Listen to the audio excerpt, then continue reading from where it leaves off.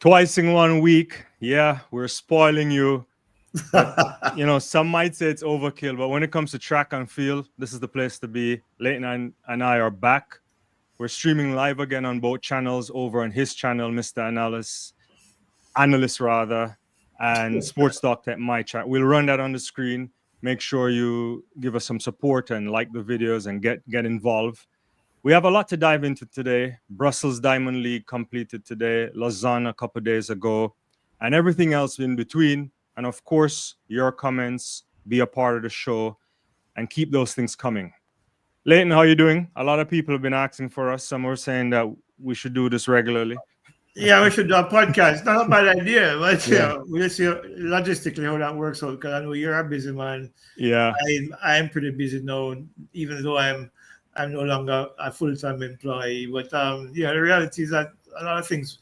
Look, if it's possible, I'm open to it. Yeah. So I'm not averse to it at all. Cool. So there's a lot to talk about. I know a lot of people want to talk about Oblique, break down the race analysis. We'll get to that. But I think we probably should start with Brussels, 100-meter today. Melissa Jefferson Wooden just continues with a dominance there, which if I check the records, it may be joint second biggest margin in 100 meters with, I guess, in the Diamond League with Shelly. Only Elaine had a wider margin some years ago. Your thoughts on that, your thoughts on Shelly-Ann Fraser-Pryce as well. Well, let's start with Melissa. I mean, another dominant win. I mean, the only phase of that race where she was not in first place was the first 10 meters. Right. Sha'Carri Richardson came out of the blocks for the first time ahead of everybody. But from 10 meters on, it was all Melissa Jefferson, and she continued to dominate, pulled away from the field after 60, I think it was, and just pulled away. Yeah. 10:76 in virtually still conditions again. Which tells you the kind of shape she's in. So not really much of a surprise. The only surprise is if she had run something slower because she's been running consistently fast all year. Someone asked me today, why is it that she's able to run as fast for as long as she has been all season? And I used the example of Shelly-Ann Fraser-Pryce in 2022, where she opened with 10.6 and ended with 10.6. So it's about how you manage your program. It's a strategic setup of speed work, speed endurance work, weight training, strength training. And it's kind of like the example I used is like you have a fast car. Right. You're driving it fast from morning. And all you do when you're not racing is that you tune it, you put gas in it, and you tune the engine a little bit different in case to get a better performance, and you keep pushing it fast all year. For others like Shelly, for example, and others, the periodization, I won't even use that term too much because a lot of people get confused when you talk about periodization. Right. The thing about it is that what under another set of the other system of how coaches get their athletes ready is that they start with a base before competition, strong base, weight training, over distance work, endurance work, and then you gradually build towards a peak in the season. That's not what Melissa is on this year. Melissa is on the former system that I spoke about, where she started fast. All they've been doing is tweaking and strategically implementing strength endurance work throughout the course of the season to help her to continue to maintain that pace. So it's not really much of a surprise what she's been doing because it's been done before and just in the recent past as well. Shelly-Ann Fraser-Pryce did it when she ran 7 times under 10.7 for the entire season. So it's not unique and it's not strange in terms of how athletes can prepare.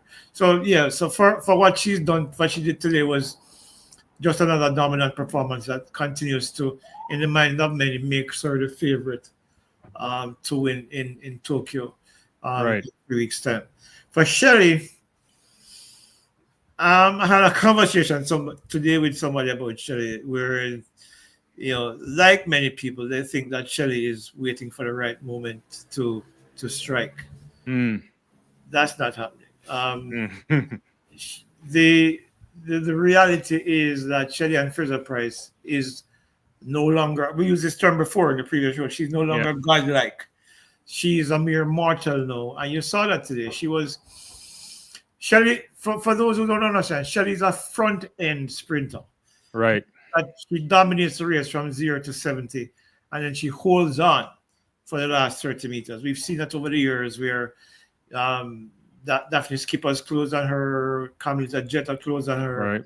other athletes, but she was too far ahead to be caught. No, she's not getting that lead anymore because her start was ordinary today. In fact, Melissa Jefferson and Shakari got out ahead of her. And we've seen that all season. She doesn't get out as quickly as before. Her acceleration is not what it used to be. So she's not ahead of the field at 60, 65, 70. So today she was at 60. She was in second place at 65 and 70, at 60, 70. And then she was passed. She moved from second to fourth in the last 20, 25 meters of that race. So this has become the norm for her this year, which suggests to me that not much will change in 3 weeks, even if she runs faster, like say 10-9, because 11-17 today is not where she'd want to be 3 weeks out. So if she runs 10-9 in 3 weeks, chances are she'll be third or fourth in a semifinal and not guaranteed to make a final, depending on how the draw works out. So I'm as much as I'm unwilling to accept that reality myself, the reality is that Shelly, if she makes the final in Tokyo, it would be an accomplishment given how she's raced all season. Because I think she's only broken 11 seconds once this year. That one, at the national championships. So there's nothing there to suggest that she's going to get the better of Kayla White, Tina Clayton, Shericka Jackson, if Shericka Jackson is running 100, and of course the big two. So, it's, for me, if she makes a final, it will be a nice way to pass the baton on to whoever is going to assume the mantle next. But does she have a shot at a medal? Right now, certainly doesn't look that way. Yeah, I want to say a few things on this too. And thanks everybody for joining us on the channel. We get to come with some of those comments in a second. I see All in the Game on mine, and Dell and Candy and a bunch of other people. So thanks for the support. Don't forget to like. It's hard. You'd be hard pressed for me to say anything bad about Shelly-Ann Fraser-Pryce. I always start by saying the greatest 100-meter champion ever. But there's always one thing that I think the great athletes sometimes need to time right. And I'm trying to be careful of how I say this, because I just never like to see when the all-time greats are on top and then, you feel like they stick around just a little bit too long, and the other people who look up to you, who you're an inspiration to, they find themselves beating you, and it never really sits right with me. But I guess you don't decide when an athlete decides to stop. She clearly still loves the sport, and I mean, it looks like the last year. I would love for her to make the final. I wouldn't put my money on it. That's the difficult thing, and it's hard to say that, because if it's one athlete that usually goes to a championship and find a way, she does. She always finds a way, and so maybe she might find a way to get into that final. It would be a fitting place to bow out, but I don't know. I really don't know. Yeah, the field is deep this year, and Shelly has come back to the field.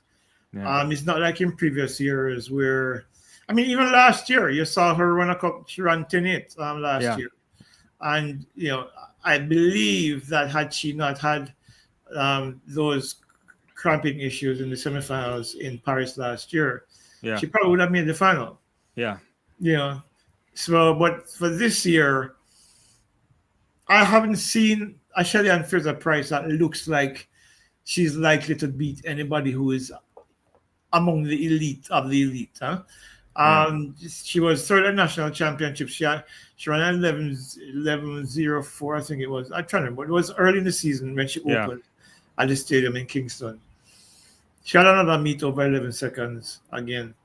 She came to trials, didn't look particularly convincing in the heats, but then made the top three.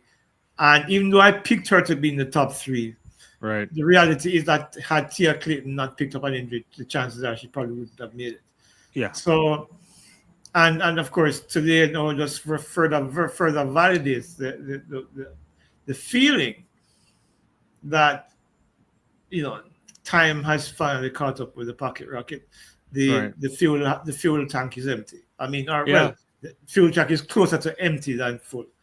Um, I think it will be fitting she bows out with a medal, perhaps, but it's going to be likely from a relay Yeah. because I don't see it being an individual medal in Tokyo. So, No, I given don't what either. we And I see, think, yeah. And yeah, you made the solid point about how her entire career is always going out in front of everybody. And sometimes people underestimate that kind of pressure that it puts onto the other athletes. You know, if she's hmm gone now, your race plan usually goes awry if you're trying to run her down. And so it's one of those things. But yeah, if she can get a medal on the relay, which I think Jamaica should, we've talked about that. If they can yeah, execute well, they should be in the mix. The United States there, Great Britain, I think, will come really good. I think they should be there. You never know. You know, the Dutch could even sneak something if they get it right. But I yeah. imagine Jamaica, yeah. I think with the weaponry that Jamaica has at its Yeah. disposal, while not as potent as it was in the past, when I think they should have broken the world record, like in 2021. Um, I think that the Clayton twins clearly will at 1082 and 1081. Right. They bring a lot of value. And even though Sherika Jackson might not be back at her best, I think with those four, I Yeah. do believe that if they get the stick around, they should be looking at a silver medal at least. I They mean, should. Yeah. yeah. So They should. it is likely that she will come away from the World Championships with another medal. But Yeah. in terms of the individual event, individual hundreds, I think that ship has sailed, unfortunately. Right. So And we must say this does nothing to the career. She's, no, there's nothing to prove. It's not a indictment on her in any way. It's just, in still the fact, greatest. in fact, it's ridiculous that she can do this. That Yeah, shows no, how she's just not normal to be there. this Let me is get to this. 18 Yeah. years. This is Yeah. It's 18 years. Yeah. You know, 2007, she runs in Daegu on that relay, right? And yeah, everything from there on, and never missed a major championships. It's utterly a stellar career. All in the game is saying Sha'Carri. He's basically saying she's not medaling. He listed out her times here in Tokyo. I agree on that too. I think yeah, Shane Bentley, that yeah, that too is also gone. Yeah, yeah. yeah. Your So, thoughts on that, or it's just yeah, yeah, it's basically what I've been saying. I mean, the yeah, bronze is between Tina, Talu, if Sharika runs 100, yeah, Kayla White, and Aliyah Hobbs. yeah, I think Dina Asher Smith is also out of that mix as well. I think like for her as well, I think her best days as an elite sprinter are behind us now. I mean, she's mm, not as far off as Shelly is, but remember she's a lot younger than Shelly is. right, But Dina, I don't think Dina is a factor anymore, unfortunately, because I like her. She's a really yeah, pleasant young lady and thing. But in terms of where the speed is these days, the young ladies are carrying it now. And of course, Talu being the exception because Talu is 36 years old, but yeah, she's running well. I just don't see her beating Tina or Kayla White for bronze medal in Tokyo. yeah. But I don't see it either. Yeah, mm. it's yeah. So it's one of those things. Yeah, thanks for that. I made a mistake. 2000 was Japan. No, But wasn't Japan, it? Osaka, Yeah, no man, yeah. It was 2007 was yeah, Osaka, Japan. Osaka. Yeah, yeah, yeah, Yeah, that was where Bull got yeah. silver in the 200 and Yeah, Tyson in the gave two one. and Tyson gave one. Yeah, Yeah, yeah. yeah. Daegu was in 2011. 2011. Yeah. Mm. Yeah, when Shelly did medal and Bolt did medal that year in the Yeah, 100 yeah, meter. Shelly came fourth, Bolt false started. yeah. Thanks for that. I see a lot of people coming through. There's some other interesting stuff. I know you guys. We get to your comments and we try our best to get to them as well. Some interesting stuff happening for Jamaican athletes today too. Antonio Watson running in the Invitational. It's good to see it's not a stellar time, but he's been plagued by injury. I suspect he would think it would be something that will at least get him to run a couple races and maybe feel good about the World Championships. He did say in the post-race interview that it was a great race for him. A bunch of guys got out of the blocks quickly, but he had to try to get himself into the race, and he did win. So yeah. yeah. No, that close race ahead of Borley, but the thing about it Yeah. is that this is the first time he's under 45 seconds this year, I Yeah. think. So this will be, as defending champion, this is pretty encouraging. He probably would have realized when he watched Ja'Cory Patterson run 44.05 later on in the meet Yeah. that he knows that he still has a lot of work to do in the next 3 weeks to get to that level if he can.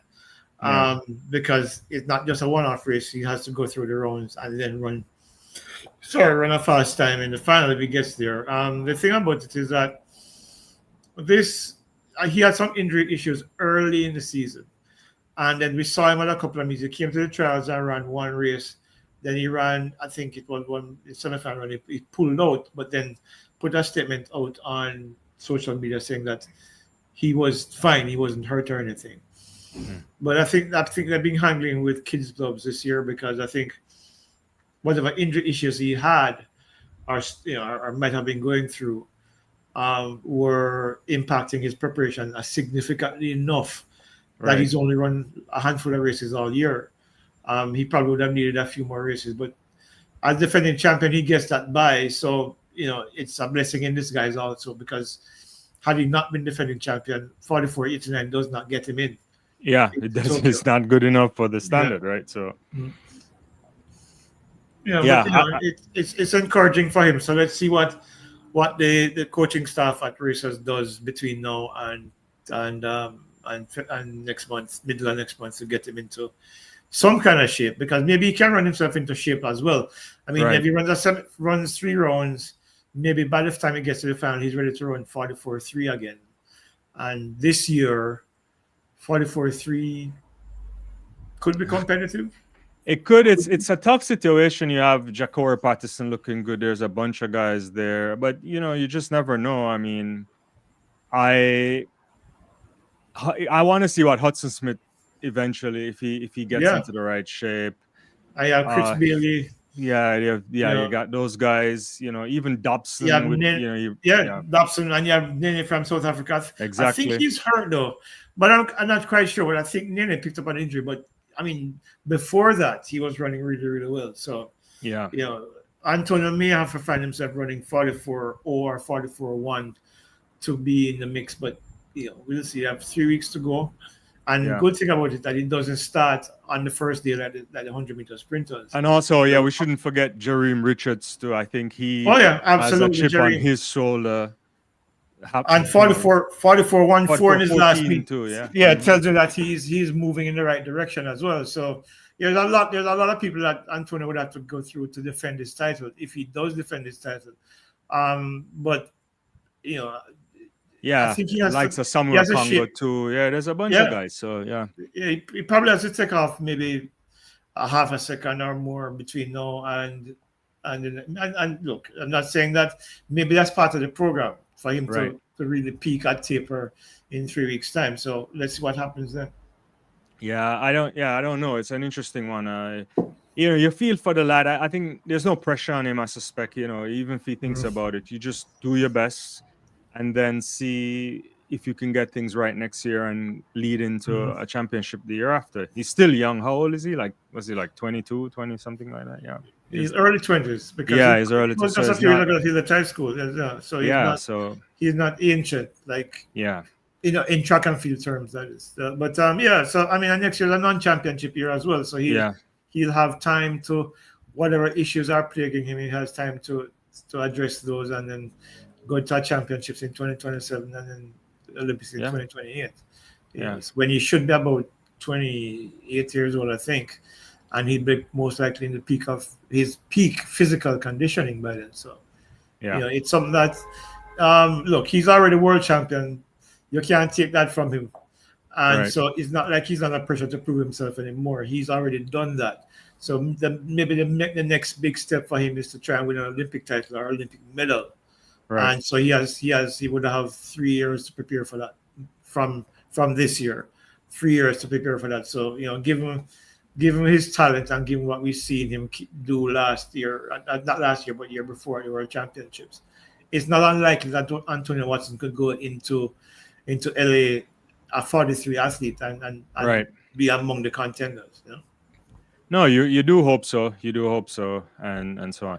I'll get to some more stuff from Jamaica. I see a bunch of people. I just shout them out before we get to comments. I see Gary. I see Norris. Miller was there. Courtney on your channel. I don't. Yeah, consciously yours.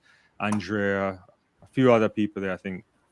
And Angela Foster. She doesn't like us tonight, but it's all good. Yeah. Mullins did well over the discus. Jamaican discus in great hands still, despite of impending departures from the Olympic champion and maybe cycle changes for, we haven't seen the best of, some of the guys that were there before. So, yeah. Hey, look, Ralford is. There was someone who made a comment on. I did a video about Ralford's mark as well as Tyrese Taylor just a few days ago, and somebody commented, and rightly so, that when you throw in Oklahoma, that field is an open field. It's not like Excelsior High School in Jamaica, where it's an open field, so the air currents carry the discus a lot farther.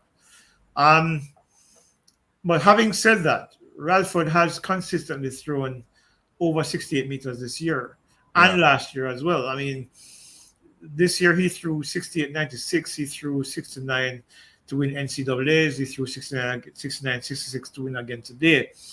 And I think he had a 69 a little bit early. I think it was like in April this year. Yeah. So he has consistency over 69. So, going into the World Championships, he's the fourth best thrower in the world. There are 11 men this year who are over 70 meters, and he's ranked fourth with that 72.01 that he threw last week. So, he's in my mind, he's in the mix. He beat Alekna today. Remember, Alekna threw 75 meters at that very same venue. Yeah. So he beat Alekna today, and he beat him in college as well. Yeah. So he's now 2-11 against Alekna. So, but the thing about it, the fact that he's beaten him before is not an issue for him. And as I was saying before we went on air, is that I don't think Ralford puts himself under pressure to win medals at the World Championships in Tokyo. Why I think Ralford he's having had a conversation with him at the national championships. Ralford is an academic. He's studying industrial and systems engineering, and I get the sense that's where his mind is at. That his career in professional career. I think track and field is more of almost like a sidebar right now. So because even after the meet today, where he's won with 69.66. He said that he's not sure if he will qualify for Zurich, but then he still has to decide whether or not he goes to Zurich because his classes start on Monday. So you see where his mindset is not going to Zurich to win Diamond League. His mindset is going back to class. So that so I don't think going into Worlds for him, I don't think the pressure would be as intense on him to come back with a medal, even though I believe that if he throws his best, he probably will end up on the podium. So I think that pressure I don't think is on him as much, because I think his mindset is more from an academic standpoint. And he's a very mature young man. He's only 22 years old, but when you talk to him, he sounds like somebody who's in his mid-30s. He is very settled, very focused. And what he said to me at the championships was that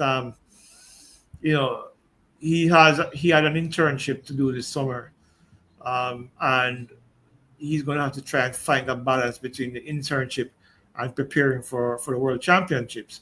And clearly, based on what we saw today, that he found a way to find that balance. And you're coming in against a strong field and winning with a big throw like that. Yeah, I think it's ludicrous to think he's not capable of delivering. I mean, he's beaten the world record holder, as you mentioned, a number of times. The field was stacked. You got Kristen Shea, Daniel Stahl, Matthew Denny. Those are not slouches. The Olympic champion was in the event as well. So the competition in men's discussions is high quality every meet, and he shows up and he delivers. I think the kid is good. I hope he starts school then hops on a plane to Japan and win something, get a medal. Yeah, but because here's the thing about it. He had a 69-meter throw early.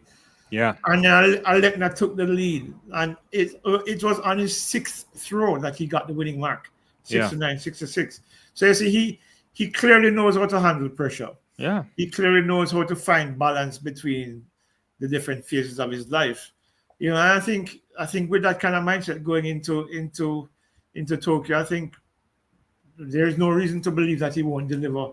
And when I said deliver, I don't necessarily mean winning a medal, but certainly he will perform optimally when he gets to Tokyo. Because he may very well throw centimeters and lose. That could happen. We see. Because the three guys ahead of him, one has thrown 75, one has thrown 74, and one has thrown 73. So if those three guys come to play, he may very well throw 70 and find himself looking on from the outside because of how stacked the field is in this last couple of years. But I think, having said that, I think the pressure will be more on those guys more than it is on him. Yeah, I agree. Let me see if we get any comments here that relates to that. Courtney says Mullins needs a sponsor ASAP. I'm not sure. Yeah. Throwers don't get sponsorships very often. I mean, these days it's very tough. Good. Yeah, it's very tough. Berta Yardi says, "What's happening with Shanika Ricketts? Should we be worried, Leighton?" One of the things I know about Shanika and Kerry Lee Ricketts is that she was fourth today. For 14:29. Just fresh off that travel too. She was in Nakak too, right? Yeah, she went straight from Nakak over to Brussels today. So the fatigue may be a factor. But when I spoke to Kerry Lee earlier this year, in fact, I spoke to him at trials in June.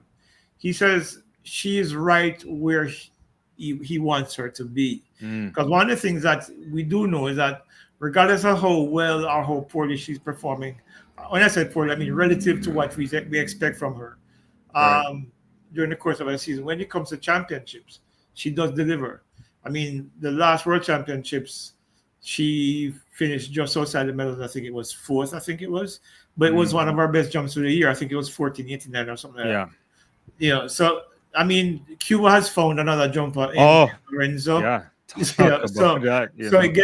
field gets a little tougher. The Olympic champion Theodore Fund was down the field again today. Right. I don't know if she's fully healthy. I haven't spoken to her in a while. But I think Shaniki will come to the championships in Tokyo ready to compete. And I wouldn't be surprised if she probably, because nobody's got 15 meters so far this season.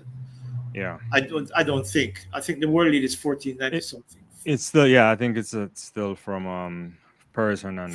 From Perez Hernandez, So if Shanika comes in to Tokyo, expect her to probably jump somewhere near there, if not further, and be among the contenders for medals at the end of the day, because that's what happens. She always brings her A game, unless she's injured. She always brings her A game. Sometimes the A game is not good enough because there are people who are just better on the day. But generally, I think she'll come into Tokyo ready to perform and jump something much farther than we've seen from her so far this year, because that's the trend that we've seen over the past decade from her. No, I agree on that. And the field was stacked today.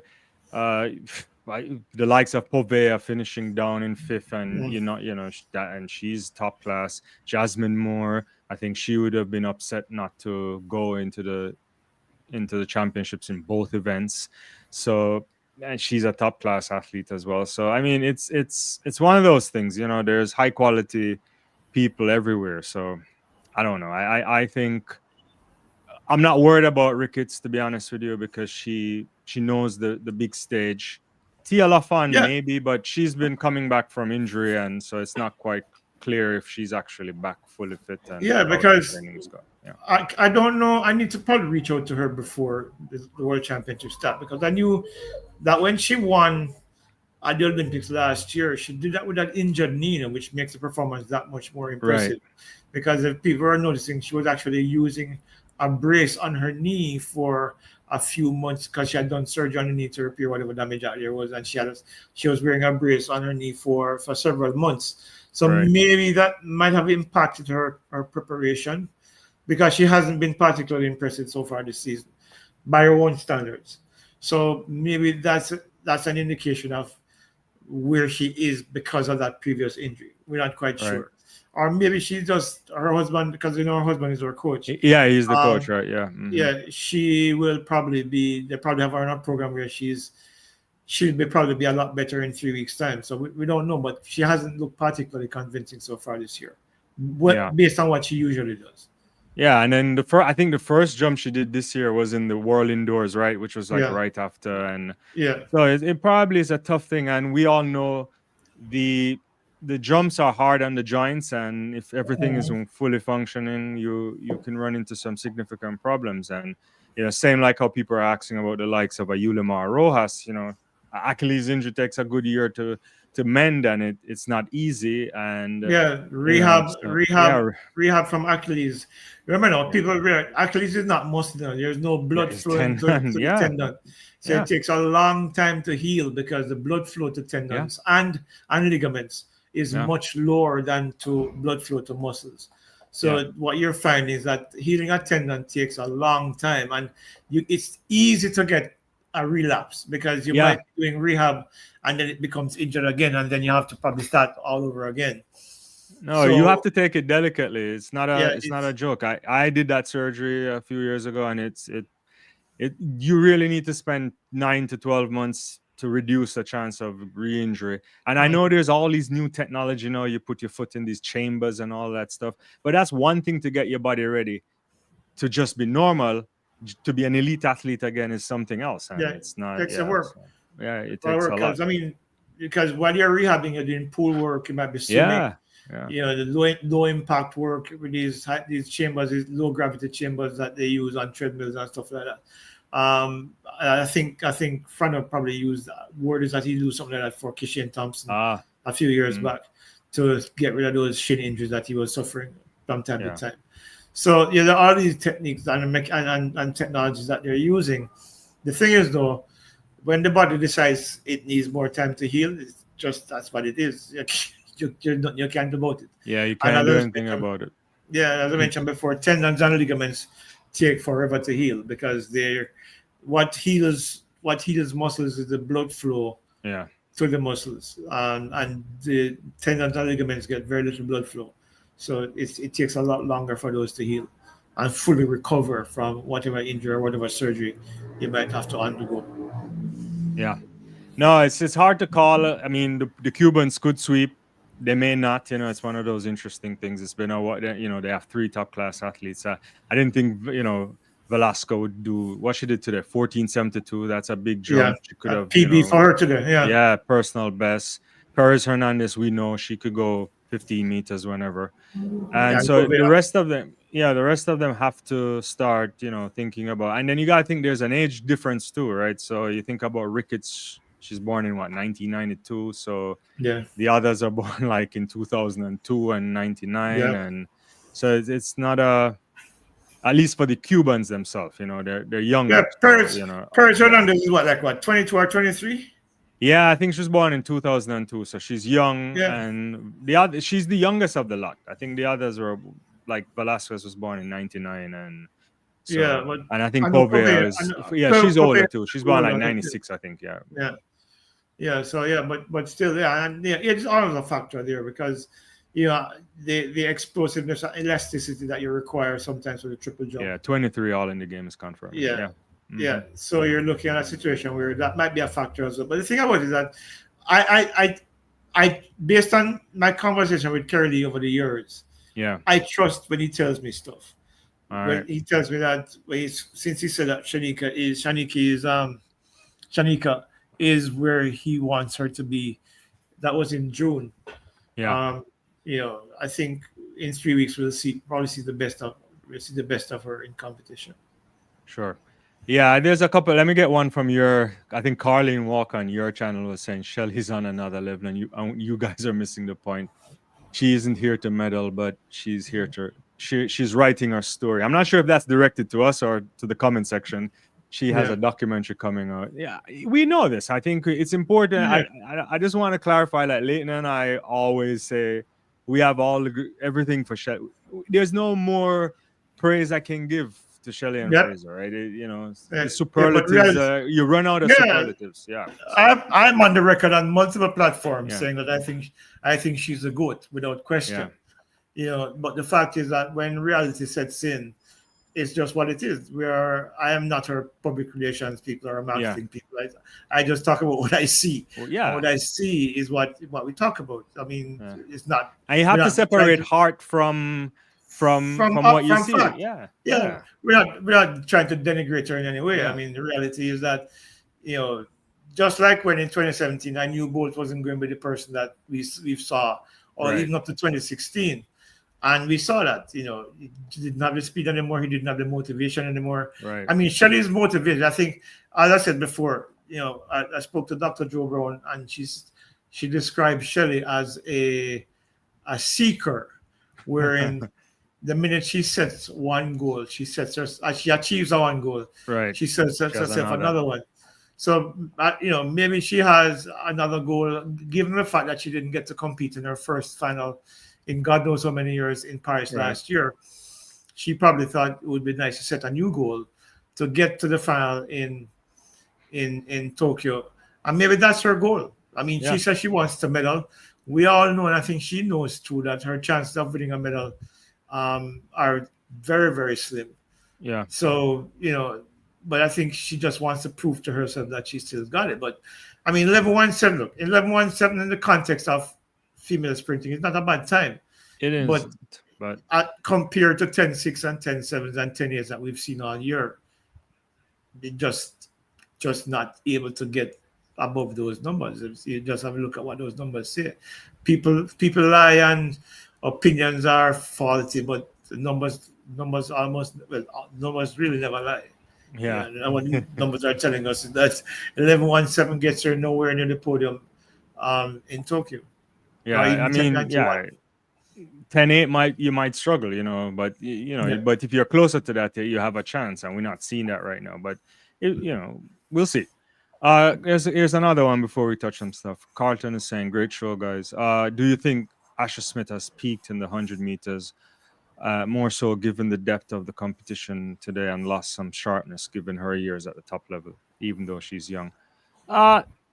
Dina. It's interesting. I always give Dina credit. I know Leighton might have he'll say something else, but it takes a lot of guts to leave your longtime coach. Then you fly out and you go to Texas. And I think it's admirable that if it doesn't work out, she leaves. But it's tough. I don't know if she's been around for a while, or is her last major medals in Doha and individually? Yeah, so I mean, outside of being on a relay thing, individual medals, I don't know what to make of it. I think it happens. Yeah.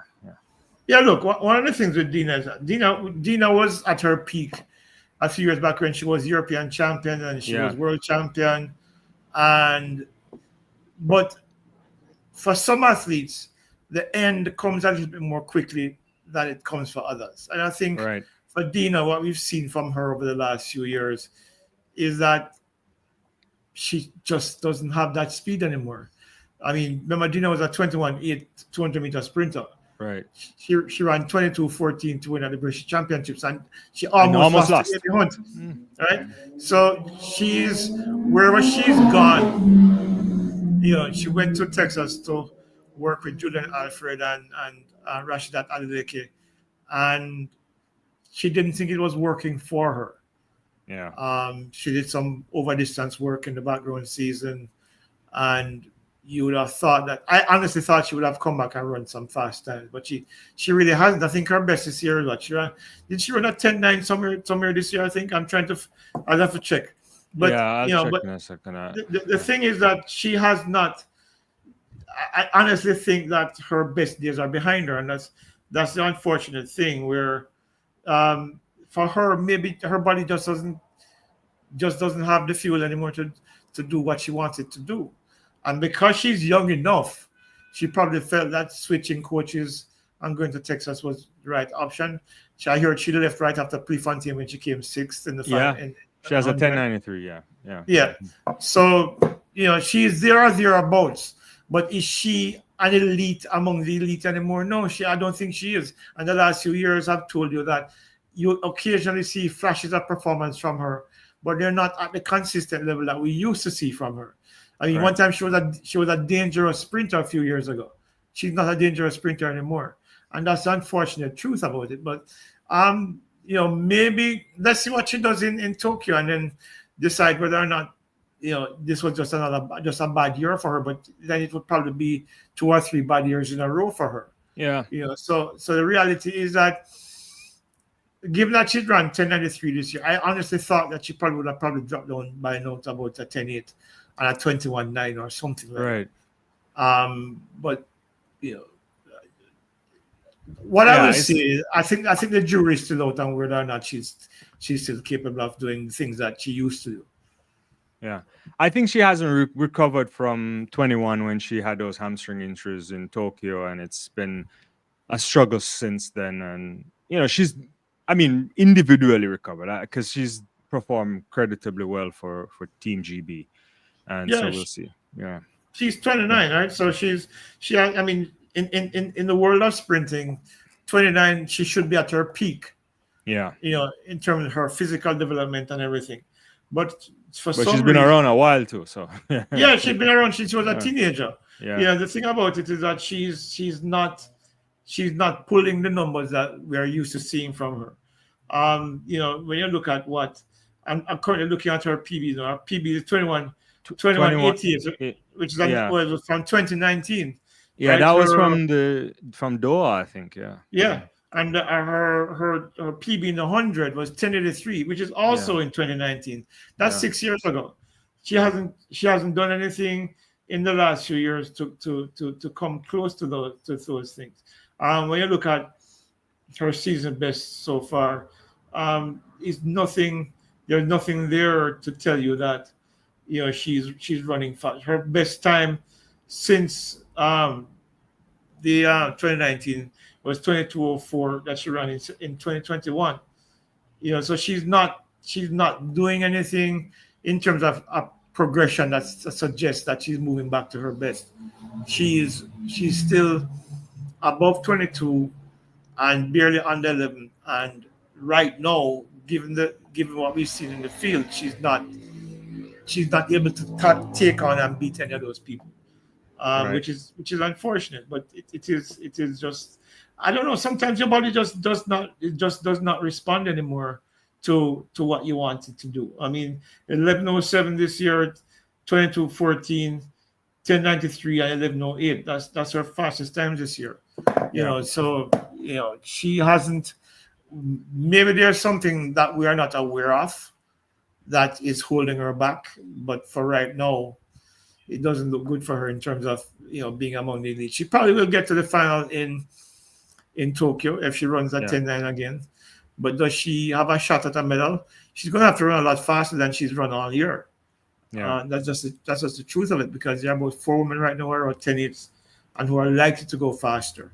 Tokyo. And the reality is in the 100 meters, there are only one. It's only one medal up for grabs if all things being equal. So and in the 200 it's probably 1-2.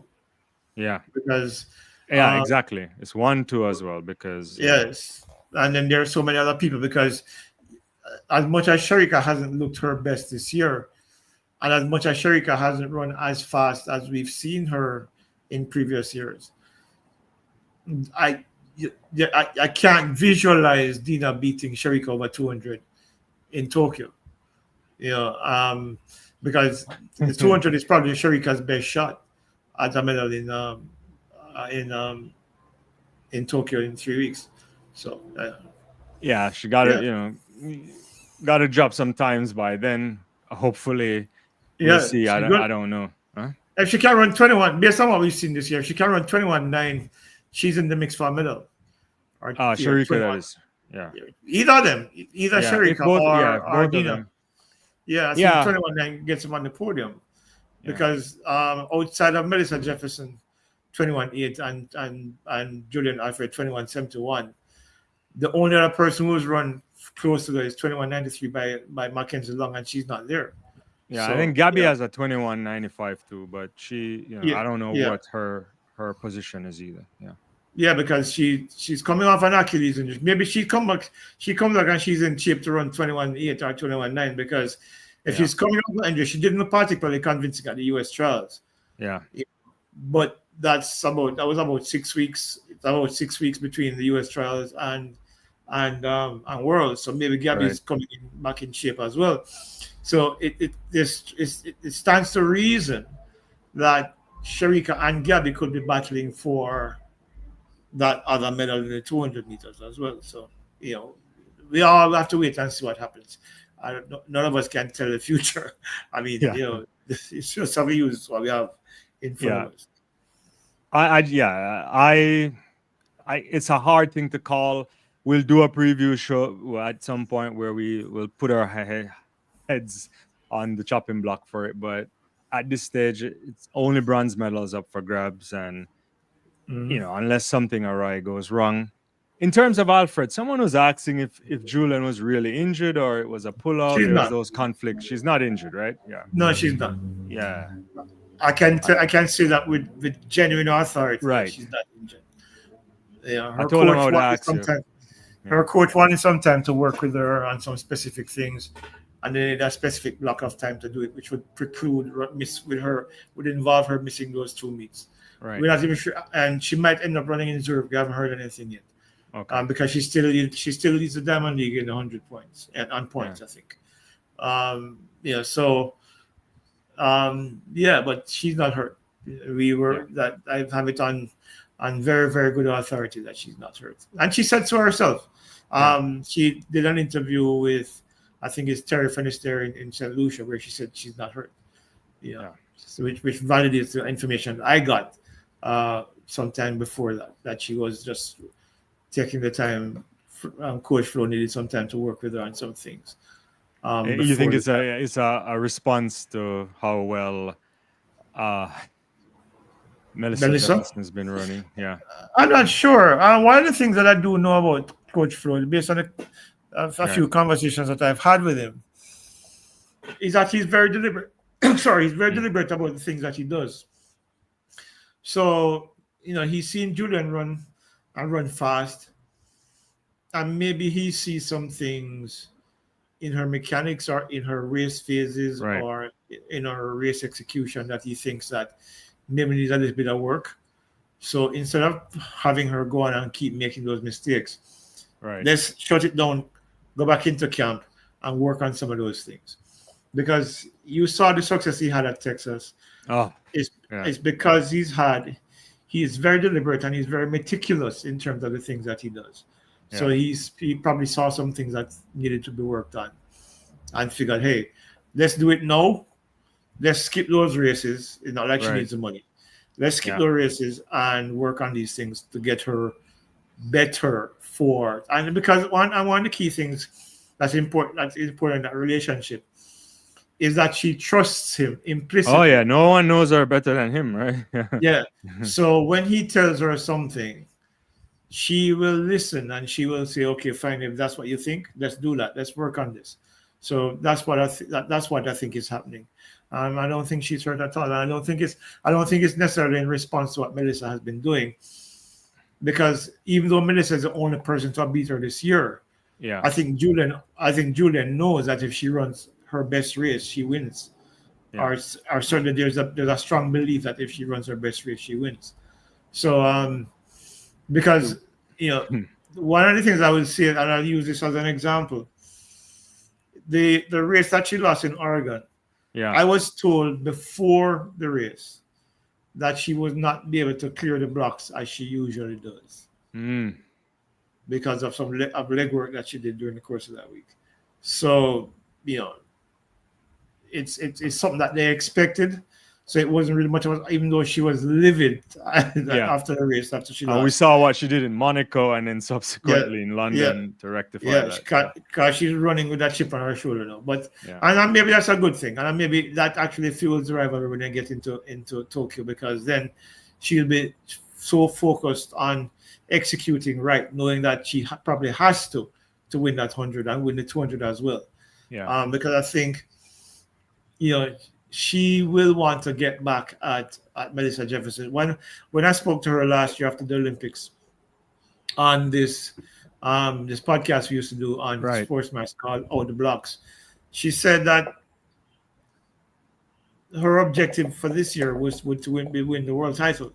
And so that's been the primary focus, and which is one of the reasons why they were working on their strength and speed endurance in the early part of the season with those 400s and stepped on to 300s and stepped on to 200s and then run a couple of hundreds and then 21.88 opened. Remember that prior to that opening, her PB was 21.86 and she ran 21.88 opening and then ran 21.71, which is her new PB and a new national record. I've lost track of the number of national records that she set for St. Lucia. And then she destroyed that. The moment we knew she was in stellar shape was when she dropped that 300 meters in Florida really early in the season. We knew she was like something special there. And beat Sherika too. Jackson was in that race too.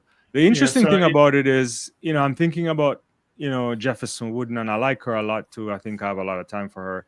It's like, how unfortunate would it be for her to have a season like Justin Gatlin in, when was it? Was it 15 when Gatlin was undefeated? 2015. And Bolt comes in and nips him there. And it would just be a tough pill for her to swallow. But we'll see. I don't think Melissa is afraid of anything either. And I like it. It's good for the sport, great competition. A lot of people, go ahead. It's a great rivalry. I was going to add that. It's a great rivalry. Yeah. Some people were adding, I think Aretha was adding that Dina won bronze and Eugene and other people did. Yeah, she did win bronze. After I said it, I realized that we messed up on it. But thank you guys for running through that. There's a lot of comments coming through, but I think a lot of people want to get to something that you and I spoke about. I'll put part of that on the screen. And we go back to Lausanne. So we'll shift to Lausanne for a little bit because we never got your official thoughts on Oblique Seville in condition. I got your thoughts. I'm sorry I didn't record that when you called me when it happened. Outrageous. Yeah. Outrageous. Look, you're running in a meet where the track is wet. Yeah. The temperature is 19 degrees. It's raining. It's not even drizzling. It's raining. Yeah. And there's a commenter on my YouTube channel saying that it wasn't cold because Asafa running 13-degree temperatures. Listen, it was 60 degrees. 60 degrees is cold. At least, man. When you come from Jamaica, 19 degrees is cold. Yeah. And it's cold when it's 19 degrees and it's raining. It's cold, right? Which means, if you understand anything about physiology, at those temperatures, hard to keep warm. It's hard to keep warm, and your tendons and your ligaments get even tighter than normal. So for him to go out there in those conditions on a wet track, by the way, that water on the track actually cushions the impact on the track. So it takes away energy from when you're striking. And runs 987. And not only runs 987, but destroys the field. The field. Remember, he hasn't tapered it or anything. Yeah, he destroyed the field.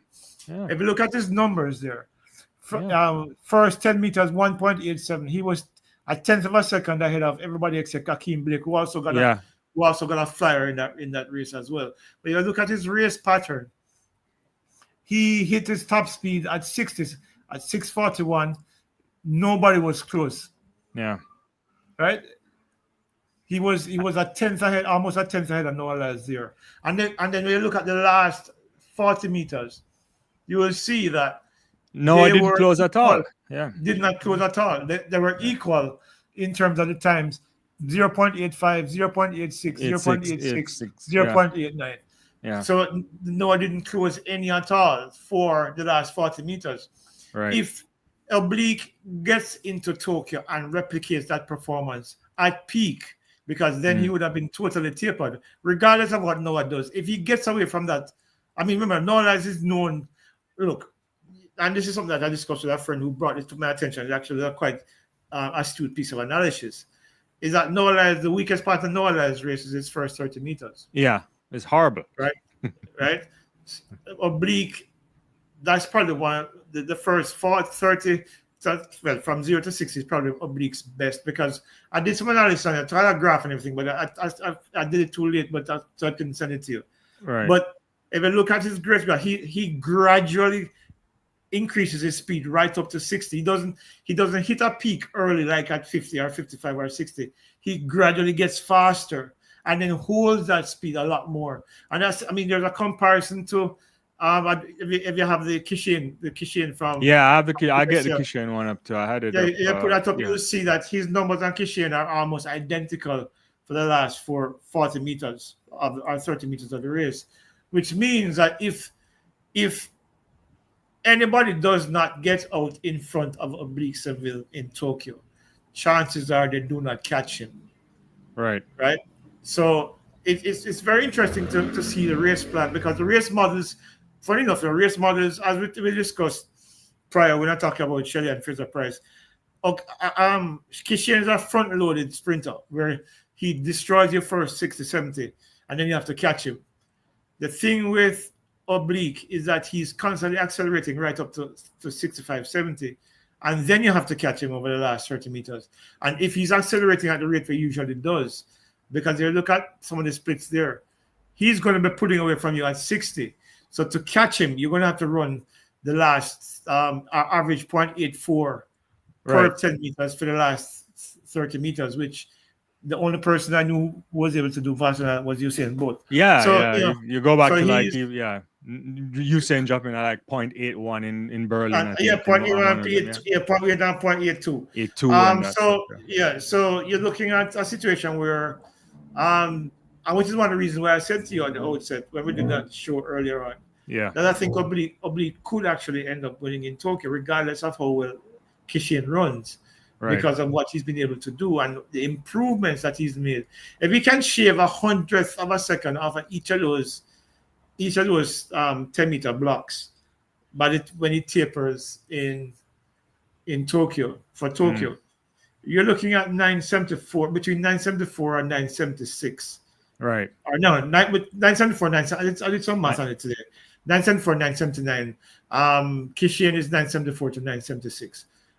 So it's close in terms of what they might be able to deliver if they run at their best.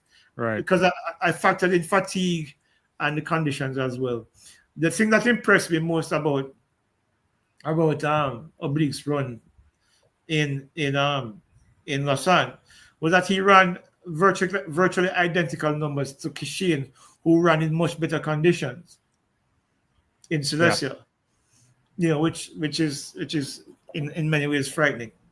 I guess the point on Kishian is they will be like he just got off the plane or whatever. But he was tired, so that's a factor as well. Yeah, I think he's in some special shape. Yesterday kind of started to change, or the day before changed my mind on like where he really is now. And I'm starting to wonder, like you, because I think you're saying he could win it all. And it's hard to step away from that analysis. It makes, if you're saying he's not at his best yet and he's gonna come into the championship, then that 10-6 that Glenn is pushing around is probably 9-6 insights, and it's hard to, I hate using the 9-6, right? I hate saying those numbers because you're only looking at the great man Bolt and Johan Blake and Tyson Gay. I mean, it's like just to go to those numbers seems crazy now. Like it does. Yeah, it does, and the reason why is because only 3 men have done it ever. Yeah. So it's hard to see somebody else breaking into that category where those 3 guys are elite of the elite. Yeah. 969 for Tyson Gay with a 2.0 win. Blake's was more impressive to me. 969 with zero. The win was 0.1, because I tell people all the time, if that was a 1.5 win, he would have been sharing the world record with Usain Bolt. But the thing is, and the reason why I think people find it hard to grasp as well is because Oblique is such a tiny little guy. Yeah. He's like an Andre Kaysen who really Yeah, that's a good yeah, point. Yeah. yeah, but For those he's who don't know, but yeah. yeah, but Andre Kaysen was very quick over 60, Yeah. and then he's dead. It's like Houston Material as well Yeah. from earlier, even earlier back. But the thing with Oblique is that he's been gradually getting stronger over the last 3 or 4 years, and I think this year he's probably at his strongest yet, which I think is we're seeing that in his race model, where he's accelerating gradually from 30. Once he gets out of his drive phase, accelerating gradually up to about 65, 70, and then he holds that speed to the line. Right. And if he can execute that race model, and it started getting better as well, because if you looked at the start in the Oh, rain, it's brilliant now. Yeah. yeah, he was 2 steps ahead of everybody by 30. And then when he accelerates, his acceleration is off the charts. I think the only person who can match his acceleration right now is Kishane Thompson. Right. So the reality is that if he executes that race model the way Glenn wants him to execute it, he could very well win and run something like 972, or God knows, even faster if the wind is right. Maybe 69 or 68. I mean, it's something that it's plausible. Yeah, that's the way I put it. It's very plausible that could happen. In fact, both of them could do the same thing, actually. Yeah, I think it should be Jamaica 1-2. If it doesn't happen, they have nobody to blame but themselves. Yeah, because the realities, and when you saw Noah Lyles' race, and I talked about it last night when we were live or something like that. When you look at his face and Lyles' face, he was shell shocked, and he's never like that, especially because he's been coming into shape. He's been running well. He's been beating up on Kung Fu Kenny, and he got clapped a couple of days ago, and it's not even close. And I think if the conditions were like still or okay conditions, he may have walked away saying, okay, not bad. But the fact that the guy delivered that sub 10 in torrential weather, I don't think he walks back and he's like, what do we do from now until the World Championships to get into the right shape? And I'm not sure he has it. Yeah, I don't. Yeah, because he was saying that he got a bad start, but yeah. But when you look at the numbers, his start wasn't bad. It wasn't worse than any of his previous starts, because that's not where that's not where his strength is. His strength is closing. Once he gets into acceleration phase, he's traveling, and then he closes like a runaway train because of that 200-meter strength and speed endurance. But if Oblique gets a similar lead to him, like he did on Wednesday, he's not catching him. Yeah, that's just the reality of it. So, the thing about Kishane for me is how Kishane tends to get tight late in races. Yeah. So, but Oblique doesn't, and that's the thing. Yeah, no, that's an important thing. We've been saying this. I think we had clipped up one of the last live we did, and someone had commented on it about we should recognize that Kishane won't be the kind of sprinter. He's just like a freight train, rugged guy. And I had responded today saying, I mean, it doesn't matter. I'm not saying Kishane Thompson should look like Asafa Powell in terms of beauty on the track or even on the Oblique Seville. What we're isolating is the final phase of his race, where he's not relaxing enough. And if he can manage that part, maybe he wins. He should win it all then. He's that good. He gets out well. But if you're tightening up, and it's whether people want to believe it or not, he is tightening up because he's slowing down quickly, and the data shows it. When you look at those things, you could see he's rapidly slowing down. He needs to curb that. If they fix that, then it's only spikes they're looking at. And Jamaica bib, I suspect. So the thing about it is that as I say, it's not easy to do. It's easier said than done. It's something that he's going to have to. It comes with a certain amount of trust. He has to trust himself. Yeah. He has to trust his speed. He has to trust the fact that when he gets to 70 and he's leading, all he has to do is just relax and run through the line. Yeah. Right? Like he's done in the past when he's not under any pressure, where he shuts it down and runs fast. That's the very reason why he's running fast. because he shuts it down because he's totally relaxed. Like when he ran 77 at the national championship last year, Yeah.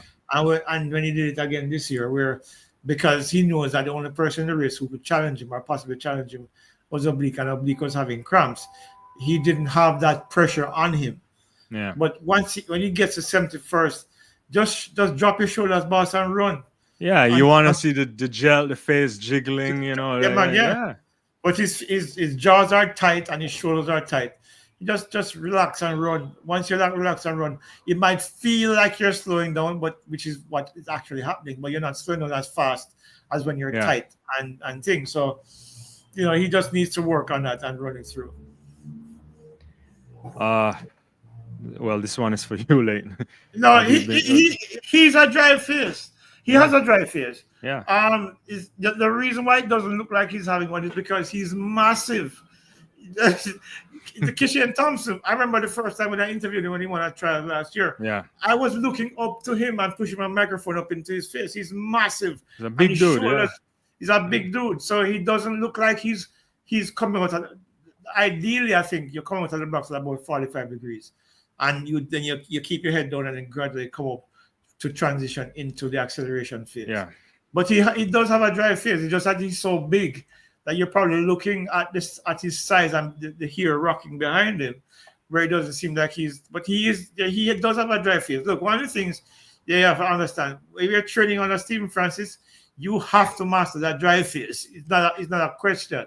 You have to master that dry phase because then the transition into acceleration is what is going to be key. And right now, Kishian Thompson is the best in the world at those two phases. Right. The thing about him is that once he gets his top speed, he doesn't maintain it as long as he should. And that's where he gets caught at the line, which has happened at the Olympics last year. Because if you remember last year, he was relatively comfortably ahead, and then Fred Curley drew up on his shoulder. Yeah. And then his shoulders went up, like you could literally see his shoulders go up like this. And he's trying to swim a little bit. Yeah. And trying to reach for the line, just run. If he had just dropped his shoulders and run, trust me, he wins comfortably in about 75 or 74 possibly. But he needs to learn to run in a crowd. That's something that that's why most of the best sprinters like running in the middle of the pack. Because then they can feel the competition, but then they know how to respond to the competition because they know that they're capable of beating the competition. And so they trust the speed that they have, and they trust the technique. And all they have to do is just focus on the technique. Once you focus on the technique will carry you home. Yeah. There's a reason why so many coaches preach it. Relax, but keep applying force while you're relaxing. And you will win. So, he has to just trust himself. If he trusts himself, he should win. If he doesn't, maybe Oblique wins it. Yeah, maybe, yeah. At this stage, I don't think Nat Lyles will be ready, but I don't want to count him out. But no, you can't count on Lyles. Lyles is probably not lab and work on all kind of different things. Yeah, they're probably video analysis, and every second of Lance is probably like, you didn't do this well or so. But I think it's interesting. We'll see, Yeah, one thing though, I noticed, one final point. If you looked at Noah's last 15 meters in that race, he got tight too, Yeah, he did. Yeah. Yeah, because he was trying to push. I don't know. He was hoping to close the gap on Oblique. That wasn't happening at all. Yeah. I guess people want to see some. All in the game says he's saying I called it a couple of weeks ago that Johnson would duck out of his BBC pundit job for Tokyo, which was confirmed today. Didn't realize it was confirmed today, but we knew that was coming. He has to lay low, right? He can't. Yeah, that's you can't be owing people money, Yeah, 13 million he owes to the athletes. Here overall debt is about $20 million. Yeah, it's a lot of money. It's not a good time right now for him to be the face of anything. Yeah. It's unfortunate. I mean, I honestly think it's unfortunate because I think his intentions were in the right place. Yeah, but I think the business side wasn't. Yeah, the business side was probably flawed. Because look, when people invest large sums of money like that, they're expecting some kind of ROI that makes it worth their while. Yeah. And if they don't see it happening, then they're gonna pull, and that's what I think happened to him. I left him. Yeah. They pulled the rug out from under him. So yeah, I remember early in the season because I was questioning So I always say I want alternative track and field meets to succeed. So number one, number two. But when I saw the Grand Slam lineup, I was skeptical that that could be successful. Only doing it in North America, and two, 3 days and no field events, nothing like that. It's like a dead squib. You don't. I'm just watching, like nothing is happening, and Yeah, I asked him that question when he came to Jamaica. yeah, I said why. He said he felt like he could save a track, but he couldn't save field. But there's a reason why the sport is called track and field. tra- Huh? but that to me, I think I saw your interview on that or something like that, and I Yeah. was like, I was mesmerized for someone who covers track and field. You should know that the hallmark of why track and field is great, outside of say a relay carnival, if you had the Penn relays or Drake or something where it's just constant relay. It's because there's always something happening. Your attention is just left, right, something on the Mm. track, you move this way. So it could never be successful. And the money, I think they overstepped on it, Leighton. I spoke to Dan Kaplan about it, who covers a lot of sports business stuff too, and they should have probably started off with a soft launch. They went big on it, and they spent a lot of money Mhm. uh on getting athletes in. Yeah, and they Sidney spent a lot of McLaughlin, money in all of Jamaica these too. people, yeah. And this, they said they contributed to the stadium or whatever, and $450,000 for yeah, the track so alone. yeah, so I think what I think there's business and there's heart, and I think Michael Johnson wanted something. He had a vision, but it doesn't really work like that. And the TV ratings was horrible lately. After Philadelphia, it's like 22,000 people. When you look at the ratings, you can't sell track and field or any No, sport and expect people to buy into that part. So no. I hope When they they know come what back, but I am very skeptical I that don't, they can come back. Yeah. I don't see it right now. Unless he wins the lottery or something. I don't know. Yeah. Because Then- look, he has to pay. He has to pay yeah. those athletes because if he doesn't, then nobody's going to sign up Yeah, for no it. one will come. And then he also owes money to municipalities Mm. and other people. And and the prize, someone saying maybe the prize money was too big, possibly. I think maybe they should have launched with one meet or two, test it out. Perhaps they should have launched right after Paris last year when you get the hype of the Yeah, Olympic the crowd, because I think that's the biggest challenge in track and field. The reason why the sport can't move especially in North America here, is that it's an Olympic sport. So they're just thinking Olympic cycles. No one cares about it other than that point. And there's so many things in the States that occupy your time. So it will not dent a weekend in Miami or Philadelphia or anywhere like that. There's just so many things to do. So it's not like you build it, then they'll come. You have to incentivize them to come. And Yeah, I think they should have probably followed a model similar to Atlas, where yeah, that exactly. one meet Yeah. and test the environment and have that prize money, but then but the outlay wouldn't be as great. But when you're spreading it over 4 meets, and then the idea of starting in Jamaica, I thought was he said it's to pay homage to Jamaica's legacy track and field, but there are so many That different sound like things. joking talk to me. Yeah, but there are so many things that were wrong with the Jamaican leg of things. The Yeah. timing, first of all, time of day. I Yeah. know the broadcasters might have something to have done with that because 5:30 in Jamaica on a Friday, people are still stuck in traffic. Yeah. The sun is hot on the eastern side of the stadium because it Yeah. sets in the west. It's in the face of everybody, and the ticket prices were Was in cost my prohibitive. mind. Yeah, because look, the average Jamaican man or woman doesn't necessarily earn a lot of money. You're asking them to spend money that is lunch money for a week or lunch Yeah. money for a few days and bus fare and things. Because those are the people who come to track meets, Yeah. right? So you're literally because I actually spoke to one of the ladies who was working with her. She was sitting next to me in the media center, and I was explaining to her that the time of day you can't start a track meet at 5:30 in Jamaica. No day of the week, Mm. right? Friday was a bad thing there. Saturday they gave away tickets for free, and still barely anybody showed up because again on a Saturday at 5:30 on a Saturday people are still. There's a reason why Racers Grand Prix start at 6:30 and 7 o'clock. and Jamaican Invitational start at those times because that's when people they have time to come and sit in a meet and do a thing. Right. Prior to that, they're either shopping or they're doing things that people do on a Saturday, whether they're laundry or whatever it is that they're doing on a Saturday because they don't have time to do it in a week. And Jamaicans, as we know, are prone to habits. This is what they work with in terms of their daily life cycles. So you ask him to break, like say on Friday evening at 5:30 traffic in Kingston is like Manhattan in peak hour. You can't like move. LA traffic. Yeah, LA traffic. Or Yeah, Atlanta, you can't move. So people are reluctant to come out. If you leave work, if you check the average Jamaican leaving work, for example, downtown or New Kingston, they wait until like 5:30, 6 o'clock to leave their offices because when you look out on the road, it's bumper to bumper. Okay. Right? I mean, today I was on the road at midday and it was bumper to bumper. So and today was what? Friday. Right. So you're looking at a situation where I don't think enough thought went into when the meet was being held in Jamaica, what time of day, the ticket prices, and cultural differences. Because then you have the meet on a third day, which is a Sunday. People have them Sunday dinner. People have go church.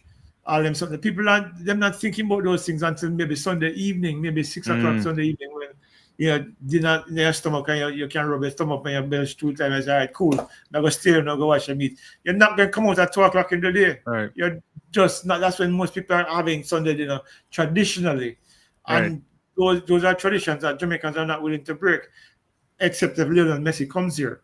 But then Lionel Messi came in the night, So you understand what I said. So I think the biggest challenge.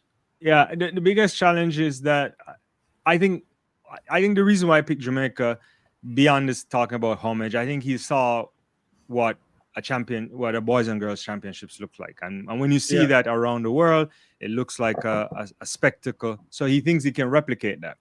But they didn't do enough groundwork. I mean, I don't know who ran the team down there or who they were consulting with, but seriously, it's like you should have known this, And then who was observing the ticket sales? Like if you saw the ticket sales a week in advance or 2 weeks in, you would know. Then that's when you would give away all the tickets and bus people in because you needed a spectacle in order to sell the other meets, and I think that's where they fell miserably. But they were trying to give away tickets. So there was a Velocity Fest meet at Jamaica College, I think the week before, and they were desperately trying to give away tickets, and people weren't buying interest. And then the bus issue, they had parking down by Hero Circle. I remember a former athlete saying her sister parked down by Hero Circle and took the bus. The shuttle to the stadium. When they got to the stadium, there were only 2 races left, which again goes back to the traffic issues that we were talking about before on Friday. So there are a lot of things that I don't think they took into consideration. And again, you're right. They probably saw champs and figure. No, I knew that's what happened. They can't tell me otherwise. And when I spoke to some people who know the stuff, at least on this side of the continent, or up in the United States, that's what they did. They wanted a place where if we drop it right here, it would be a hit. And I think they misinterpret. And I think Candy on your channel is saying they didn't do due diligence. I think that's the whole thing you're saying there. Yeah. If they understood the cultural dynamic, the people, they wouldn't have made this mistake. Yeah, because here's the thing. People don't go to champs for the individual athletes per se. Right. They go to champs for the schools that they support. Yeah. How do I know this? Over the years, I've spoken to people inside of the stadium. And I said, who from your school or the school that you support you want to see? They don't know. They know it's KC, they know it's Calabar, they know it's JC, they know it's Wolmer's or whatever it is. They don't know the athletes. They see them win. And some people ask me, the youth will win the 200 champs in a class 3. And so you don't know, it's not the athletes that they're supporting. It's the schools that they're coming out in support of. So if you're supporting the athletes, I mean, there are people who will know the names of the athletes. Right. The diehard fans, the pundits who know, like, Hubert Lawrence and people like, not even me, because I don't pay attention to champs all that much. But you're looking at people who, they go to champs to find out whether KC is going to beat Calabar or JC going to win or Woolman's Right. getting upset or something. They're not particularly keen on who the athletes are. Because when the athletes go abroad, and this is another evidence of it as well, when the athletes go abroad to college in the United States, you ask them what school they used to run. They don't know. Right? They don't know. So like I was talking to some people earlier this year. Was it earlier this year? Yeah, it was earlier this year. And I was talking about Akira Nugent. And they're like, yeah, where school she used to go again? I'm like, yeah, everybody knows she's going to Excelsior. I mean, who doesn't know she? But they don't know. Right. But they know she used to run at Champs, and they know she used to run for Excelsior, but they don't know who she is. So it's a common thing where I keep telling people all the time, Jamaicans are not really sports fans. No, we are wagonists. We jump on a wagon when somebody does well, and we cop off when they're Leighton said it. I didn't say it. No, I said it, and I said without any fear of reservation. Then it prove me. I will say to anybody listening, prove me wrong. Yeah. Right. And let me just divert for a second here. You take a Premier League final, for example. Right. And then put it in the stadium. Is the stadium full? Grandstand is full. Yeah. And you get a few people by bleachers. Yeah. But Lionel Messi comes here and you couldn't find space in the stadium. Right. Right? We are not sports fans. We like when our athletes do well, and that is basically it. If you look at how we respond, look, give you another example. Bolt set the world record in 2009. Right. In Berlin. Yeah. Shelly wins the 100. Jamaica did exceptionally well. Trials 2010. Tell me how many people were in the bleachers. You could have thrown a stone and nobody in the bleachers. Right? So it's not about, we don't follow the sport and say we love the sport. Right? Conversely, I remember more than a few years ago, Cleveland Browns were 1-17 going, or 1-16 going to the final game of the season. Yeah. Stadium full, don't it? In Cleveland. Yeah. Those are sports fans. Them follow them team, whether they're up or down. We don't care unless you win. And which is one of the reasons why I find it offensive when people are telling me that, them follow the sport, them biggest fan, love that lead, love, and say, yeah, which school them used to go? No, don't know. What time them run? Them don't know. What was their biggest accomplishment? Them don't know. Yeah, when I tell them, like for example, I was on radio one morning talking about Shelly's credentials. Right. And they must say, something she win? No, if you're a sports fan. Right. Don't you know? And you're talking about the best of the best there too. Yeah. You win 500-meter world titles, 1 200-meter title, 2 Olympic individual titles. The first one to win 4 Olympic medals. All of those things. How I know those things? If you're a fan of the athlete, why don't you know those things? So I said, and people might disagree with me, but as I said, prove me wrong. Yeah, I mean, you see a lot of it. You hardly see people in West Indies cricket, but that's probably another story. And I give people a pass on the football because sometimes when you really watch high quality football and in Europe, you feel like, why do I watch this? But outside of that, yeah. I agree. But because when you watch La Liga, you watch EPL, and to come back and watch the Premier League, you see the difference is chalk to cheese. Huh? Yeah. But if you have a team where you support, you have to go. Yeah. You're gonna support your team, whether it's Arnett or Mount Pleasant or Cavalier or whoever it is. Yeah. Your team are playing a final, go and support your team, right? You tell people. I remember talking to somebody the other day, a few years ago, about why is it that them don't sell more merch, because a lot of the clubs in Jamaica struggle. Yeah, and them say, them try to sell merch, and people don't buy the jersey then. Yeah, people find an excuse not to support, but then claim that we support. So I don't care who wants to talk. Why haven't I interviewed Fernando so far this year? A couple of times I tried, but he was traveling, and my timing was off. I was traveling, and then he was overseas, and then we had issues at work that we had to contend with, which eventually led to our shutdown as well. So it just didn't work out this year. I actually arranged to come up there and talk to Paul and Frano one day. And Right. when I went up there, only Paul was there, and then Paul was in the middle of a training session, and then Frano was overseas. So it's just one of those things. I think I'll probably get him. Now that I'm free, I'll probably arrange to do an interview with him sometime soon. Who is an easier interview, Frano or Glenn Mills? Frano, you know. Glenn doesn't like the media very much. I mean, neither does Frano. But the thing is that if you ask Frano a question, he will answer you, and he will tell you exactly what is on his mind, and he will tell you exactly how he feels about something. Glenn will answer. I mean, I've interviewed Glenn multiple times. Right. But Glenn tends to be a little bit media shy. He doesn't like the limelight too much. I mean, neither does Frano, by the way. But if you stick a camera in front of Frano's face and ask him a sensible question, he will give you an answer. Yeah. So I find Frano, I think, is probably the easier interview. In fact, right. I mean, I don't have a problem interviewing anybody, actually. Most times, some of the coaches will run away from you. But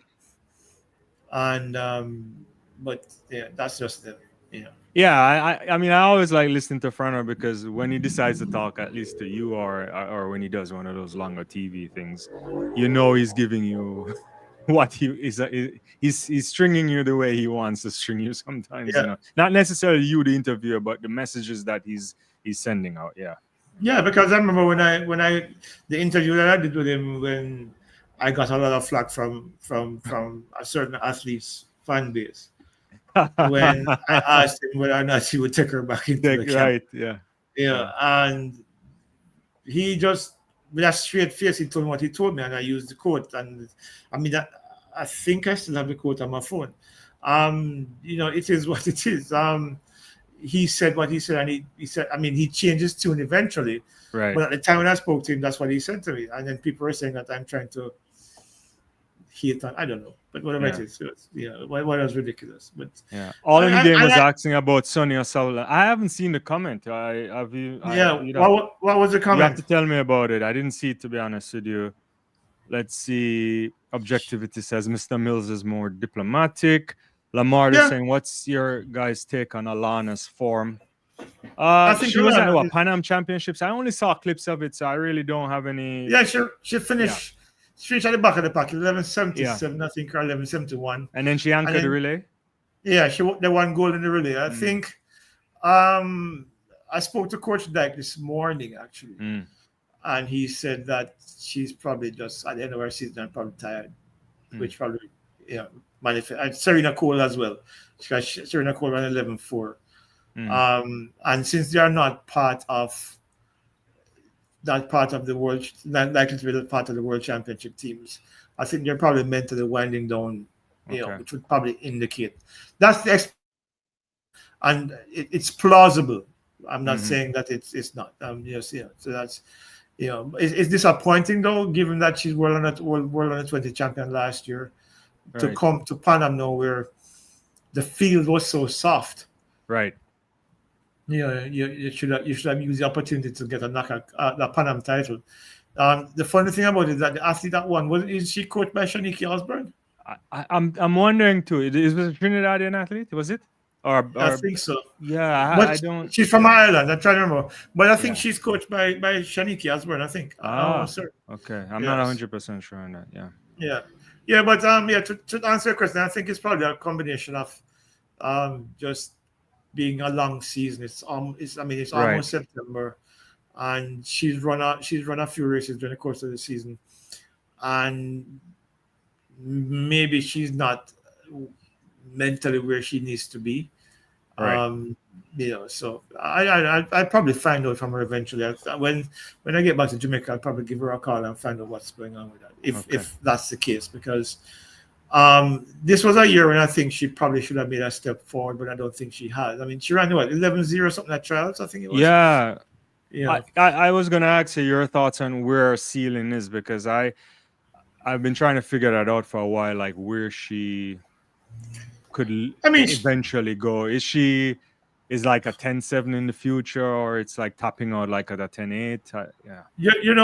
I tried to figure it out when she ran the 10.92 at Champs. Right. I thought, whoa, Something special. Something is well, I didn't say something special. I tend not to think that at that age, because what I find out with a lot of these kids, they're coached like professionals when they're in high school, Mm. and then there is not much left afterwards. But what I've seen since that time, I don't know how what her ceiling is likely to be. Is she a 10-8 athlete? Is she a 10-7 athlete? I think there a lot of her mechanics don't look particularly sound to me. She Mm. runs and she leans back and Right. she looks like she's sitting down when she's running, and she looks like she's on her heels as opposed to her balls of her feet. So I don't know. I mean, I probably have to get guidance from a coach who has a keener eye as to Right. what she looks like. But to me, her mechanics don't look like somebody who's going to run much faster than maybe I a agree. 10 yeah. I don't think she strikes the ground enough, and it's almost like there's an absence of a lift as well. But I Yeah, don't. yeah. Yeah. A That's couple of just things right. on your channel too. Let me just get Dynamics was saying Dynamics 416 says Sonia pretty much blasted Rashidat for not doing the relays. Midnight Cowboy confirming that the athletes is coached by Coach Osborne, I guess. Yeah. Yeah. I don't know. I'd have to see the full quota of that. Look, if an But athlete Rashida, is injured yeah, and can't go, then what do you expect them to do, right? They're not, as you like to say, they're not machines. And it's one thing if she was going to the world championships to just run the flat 400 and said, I'm not participating in the relay. She's not going at all. So yeah, what do you yeah. want to, She what, put. I know she put out a statement on her Instagram page a few days yeah, ago, where yeah. she outlined that she's been having injury issues all season, and then this latest episode now just pretty much confirms to her that she's going to shut down for the rest of the year. Why would she take the risk of probably doing more damage to herself for next season, Yeah. when she can recover now and start her preparation for the next Worlds and of course the Olympics in 3 years' time? I mean, you know, Bright future. yeah, because she's just a year out of college. So if she's hurt, why not take the opportunity to rest now and recover and heal? Because we all know she's extremely talented, but you can't push your body to where it doesn't want to go until it's ready to go. So I wouldn't necessarily want to blame her for shutting down her season and not wanting to run Yeah. the relay.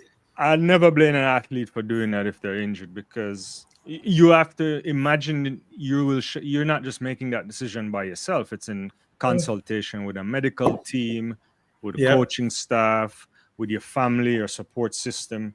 That's how you would make a decision like that, because it would be extremely disappointing not to go to the main event in a sport, in your sport. No Yeah. one is saying, "Oh, I'm just gonna pass on Tokyo." That's not a normal thing, right? Yeah. Yeah, and this one, I don't think this is the first time this season that she's actually put out a statement about her being hurt as well. Right. So it's not like she's making it up. Yeah. She is. She's been transparent. Clear, yeah, she's been very transparent. She's made some issues. She's had some injury issues that has impaired her ability to train at full potential, and it has shown itself on the track because she hasn't looked particularly great when she's competed this year at all. I remember at European Championships last year, she was second to what's her name? Uh, Was it? Pemke. It was not. It was Kazmarek who won the 400. Oh I'm trying to yeah, remember. yeah. It was Yeah, it was I think it might have been Kazmarek. Yeah. yeah. So, from observation, do you think Oblique it's very similar in my mind? It's certainly very similar, where Blake would start well and his acceleration was ridiculous. The only person who could get better than that acceleration was Usain Bolt, and we saw that in 2012 at the Olympics, where when the field closed and Bolt started to pull away from the field because of his better speed maintenance. Blake also surged ahead of Gatlin and Tyson Gay to finish second in 9.75. Interestingly, the same time in which he beat Bolt at the national championship that year. So it's a similar. I think it's a similar pattern. Yeah, I wouldn't disagree with that. No, a lot of people sleep on Johan, but ability-wise, he was one of the very best. Listen, man, if that boy wasn't hurt, it's what people don't understand when people criticize him. is that when you tear a muscle completely off the bone, where they had to trim the muscle, the shredded end of the muscle, and then tack it back to the bone and wait for the muscle to graft back into the bone. And then for him to come back and have a career after that is extraordinary. Maria, I keep saying it, Privalova, Arina Privalova had a similar injury and had to come back and run the 400 meter hurdles. Yeah, because she had no explosivity at all after that surgery. So that Johan would be able to come back and run 9.8 actually up to 2 seasons ago. Was it 2022 that he ran 9.85 before he went to Oregon and he picked up the heel injury in Oregon, so he couldn't run as fast as he wanted to. So Johan for me is an extraordinary human being. And I hate when people say must retire now and whatever it is. That's not what you make him do. Right. On your channel, Dynamics 416 is asking, is the new Tokyo Olympic Stadium known for tailwind? I don't think so. In 2020, there was minimum. No, it's I don't think there will be a lot of wind because of the design. And the track is the same from Tokyo. Is the Mondo surface from the previous generation. Yeah, but we saw over here. We saw Indian run 10:61 on it. Yeah, it's a quick surface. It's a quick track. So it's a fast track. So but the unfortunate thing about it is that the wind factor might not be a significant factor in that stadium. What do I think of the prospects of Dockery in the future? For right now, she looks like a good prospect. I don't know what she's going to do in 2 or 3 years' time. A lot of it has to do with the mindset of these athletes, because one of the things that I find, and it's happening a lot more frequently now than I liked, a lot of times these kids get contracts early and they lose their hunger. They become complacent because no, it's all about IG and you have on your different fashion and you pose on people's car and all kind of different things. So I don't know. It all depends on where her mindset. I think she has potential. I think she's quick and I think she has good speed. But I think the next 2 or 3 years will tell. I think put it this way, I think the potential is there for her to be a really good athlete. How good, I think only her can determine whether or not she stays healthy or whether or not she stays focused. But when I look at her, I see someone who has the potential to be a pretty good athlete in the next 4 or 5 years. Who I also like is the other girl. What's her name? She beat Dockery. Oh. God, can't remember anyway. But she's from. It's not from High. She's not from Haida. She's from the other school, no. Right? She's from a country school. I'm looking at her face right now because but she won at Carifta. She won at Carifta and everything. Her name escapes me right now. But I think Shania Douglas. Yeah. I think those two young ladies, I think, have very bright futures, but they need to stay focused and they need to commit to the sport. There are a couple of athletes right now who are annoying me. I won't call any names because I'm not putting anybody on the bus. But all I see them doing right now is pure posing and, people not paying you to floss on Instagram. People paying you to compete. People want to see you compete. I don't think some of these athletes are focused enough, are committed enough to the sport, and hence I expect a couple of they won't announce a retirement, but they will have retired. Okay.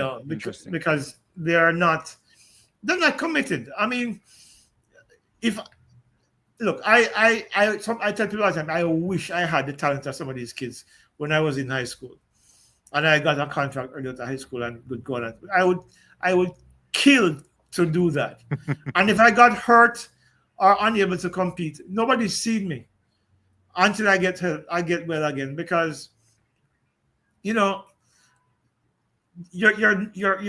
known for your talent. You're known for having the potential to be great. And if you're not able to compete, I don't want to see you. Get better, come back and compete. I don't want to see all of this.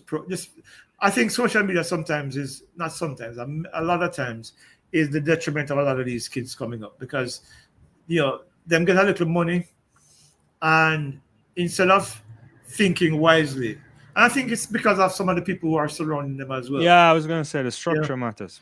Yeah, so invest your money. You're not guaranteed to get a renewed contract after 4 years. So invest your money. Walk quietly behind the scenes, prepare yourself, and come out and blow the world away. I don't want to see you when you're not competing and all kind of foolishness. So I will say I agree with you on many of those points, but because I see a lot of young people every day. On Monday, I'll see a bunch of young people. And the thing that I will say, though, Nathan, it's a challenging thing for them sometimes without the right structure. And if we just kind of zone in onto the track and field circuit, when they're in high school, it's one thing. The transition from high school is another. Mm-hmm. And then for those who end up going to, say, university or college, the transition after that can be extremely difficult because if you're at a Power 5 conference or Division 1 school, everything is taken care of. You have the structure, even though it may not be the greatest structure. But the moment that you now are seeking to be professional, you have to do a lot of things that was done for you. And without the right system, many of them fall away, or it takes a couple of years to adjust. But I do understand your point about falling into the trap of being hyped or flossing before you really accomplish anything, Eldrick Floreal said to me, was it last year?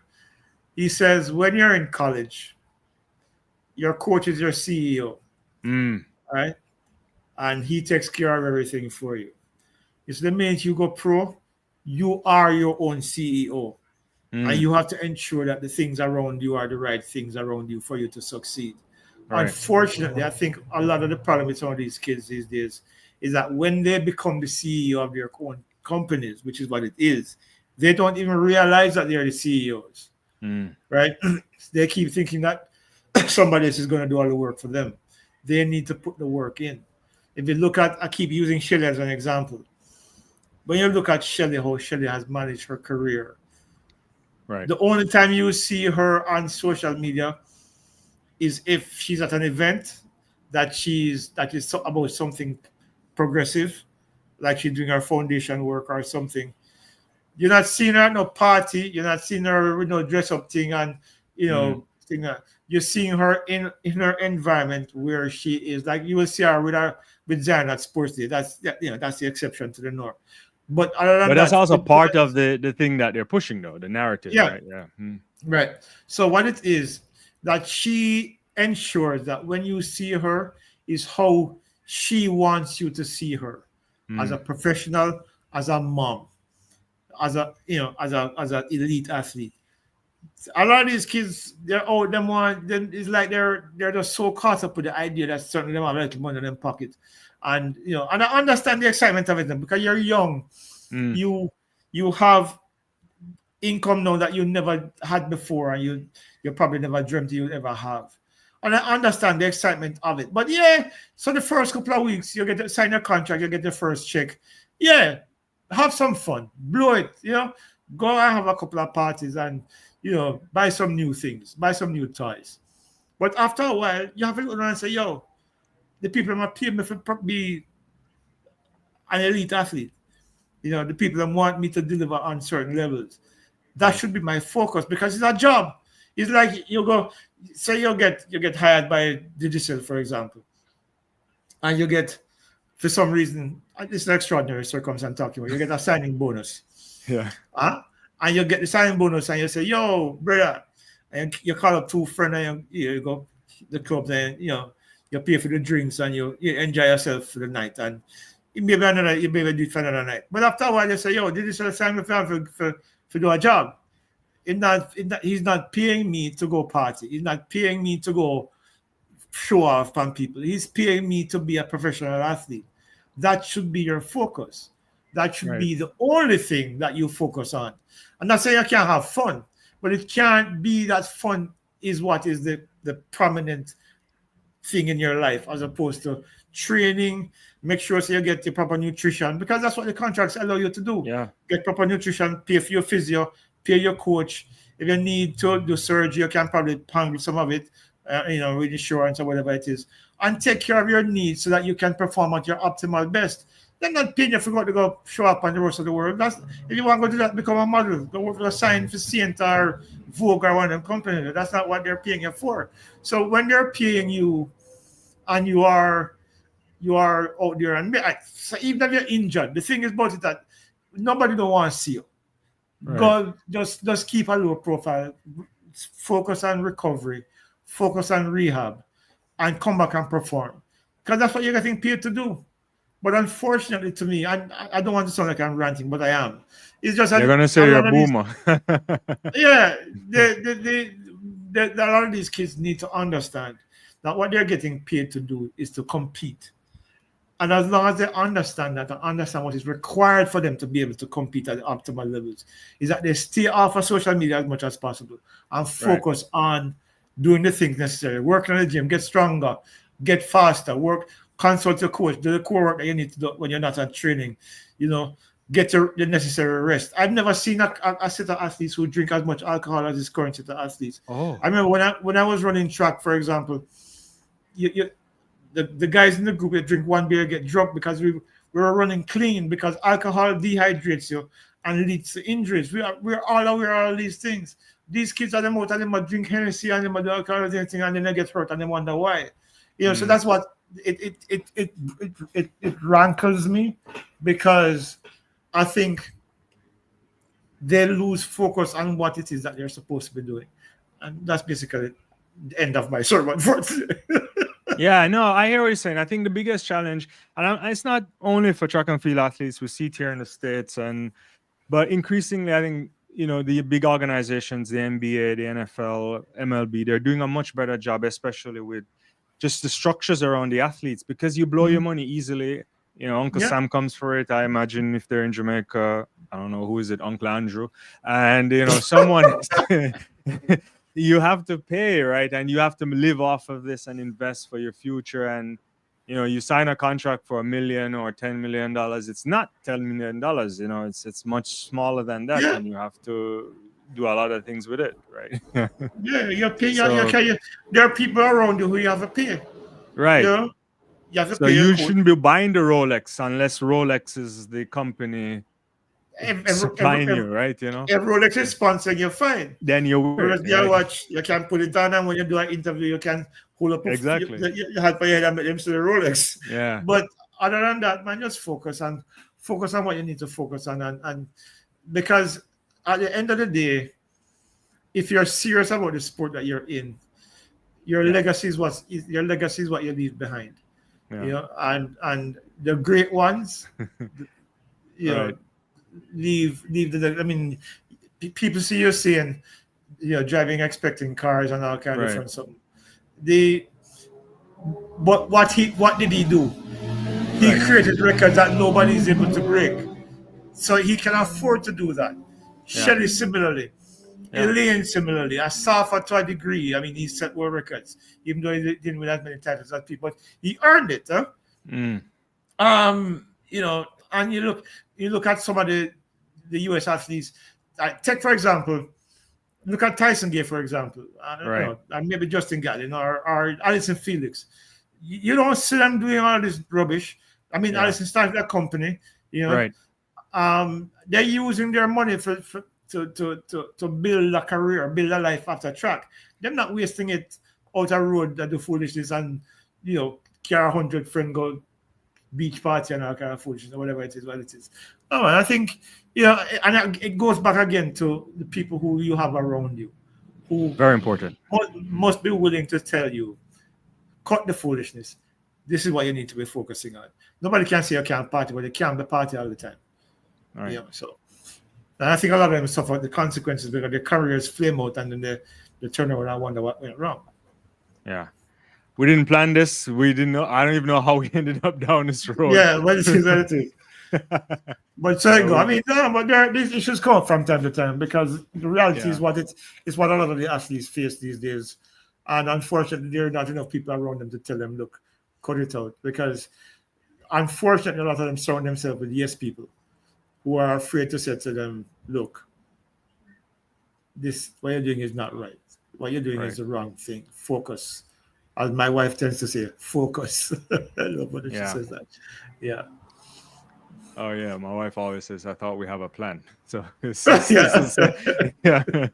happens, Yeah. I don't know. Maybe we should call it because it's been a long evening. I don't know if there's any more comments here. There's a bunch on your channel. I think True Blue says, Leighton, what do you think of Boaji and Krume? I don't know. Still in development. I mean, he's in what, the second year of post school. Second, or going to the third, something like that. Give him time. People forget it took 4 years to get to where he got to in 2008. Right. We saw flashes of what he was capable of when he went to Athens with his chin in his mouth, thinking that he could do it on talent alone, and then flamed out in his heat. 2005, he got to the final in the 200 meters at World Championships. 2007, he got silver in the 200. 2008, he became the Usain Bolt, godlike Usain Bolt. Give Boaji some time. I'm sure that maybe by next season we'll see him start to emerge as one of the next elite sprinters to join the four, the four that are here now. Right. When I say elite, I mean the guys who are under sub 10. So Hakeem, Seville, Kishane, and Brand Level. So give him another year. But I think what we've seen this year, we saw some improvements. Not necessarily, I don't think it's necessarily where we would like to see him be right now, but give him time. Yeah. Glenn and company at racers know what they're doing. Certainly. Yeah, and I think by next year he'd probably be a sub 10 sprinter again. We saw Ryan Ford get there this year again as well. So we're getting back to 2008 level where we had like 12 guys under 10 seconds. Yeah, which is and the talent pool is decent. Yeah. Someone over here asking about Gear Ricard. I think he might be special. But do you think they pushed him too much? Probably, I mean, it's hard to say because I think when you look at Gear Ricard, I don't see a natural sprinter. Say more. I think no, because when you look at Gear Ricard, this is just me now. I mean, I could be completely off base here. Yeah.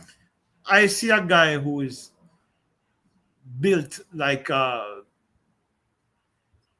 shot putter, but he's smaller.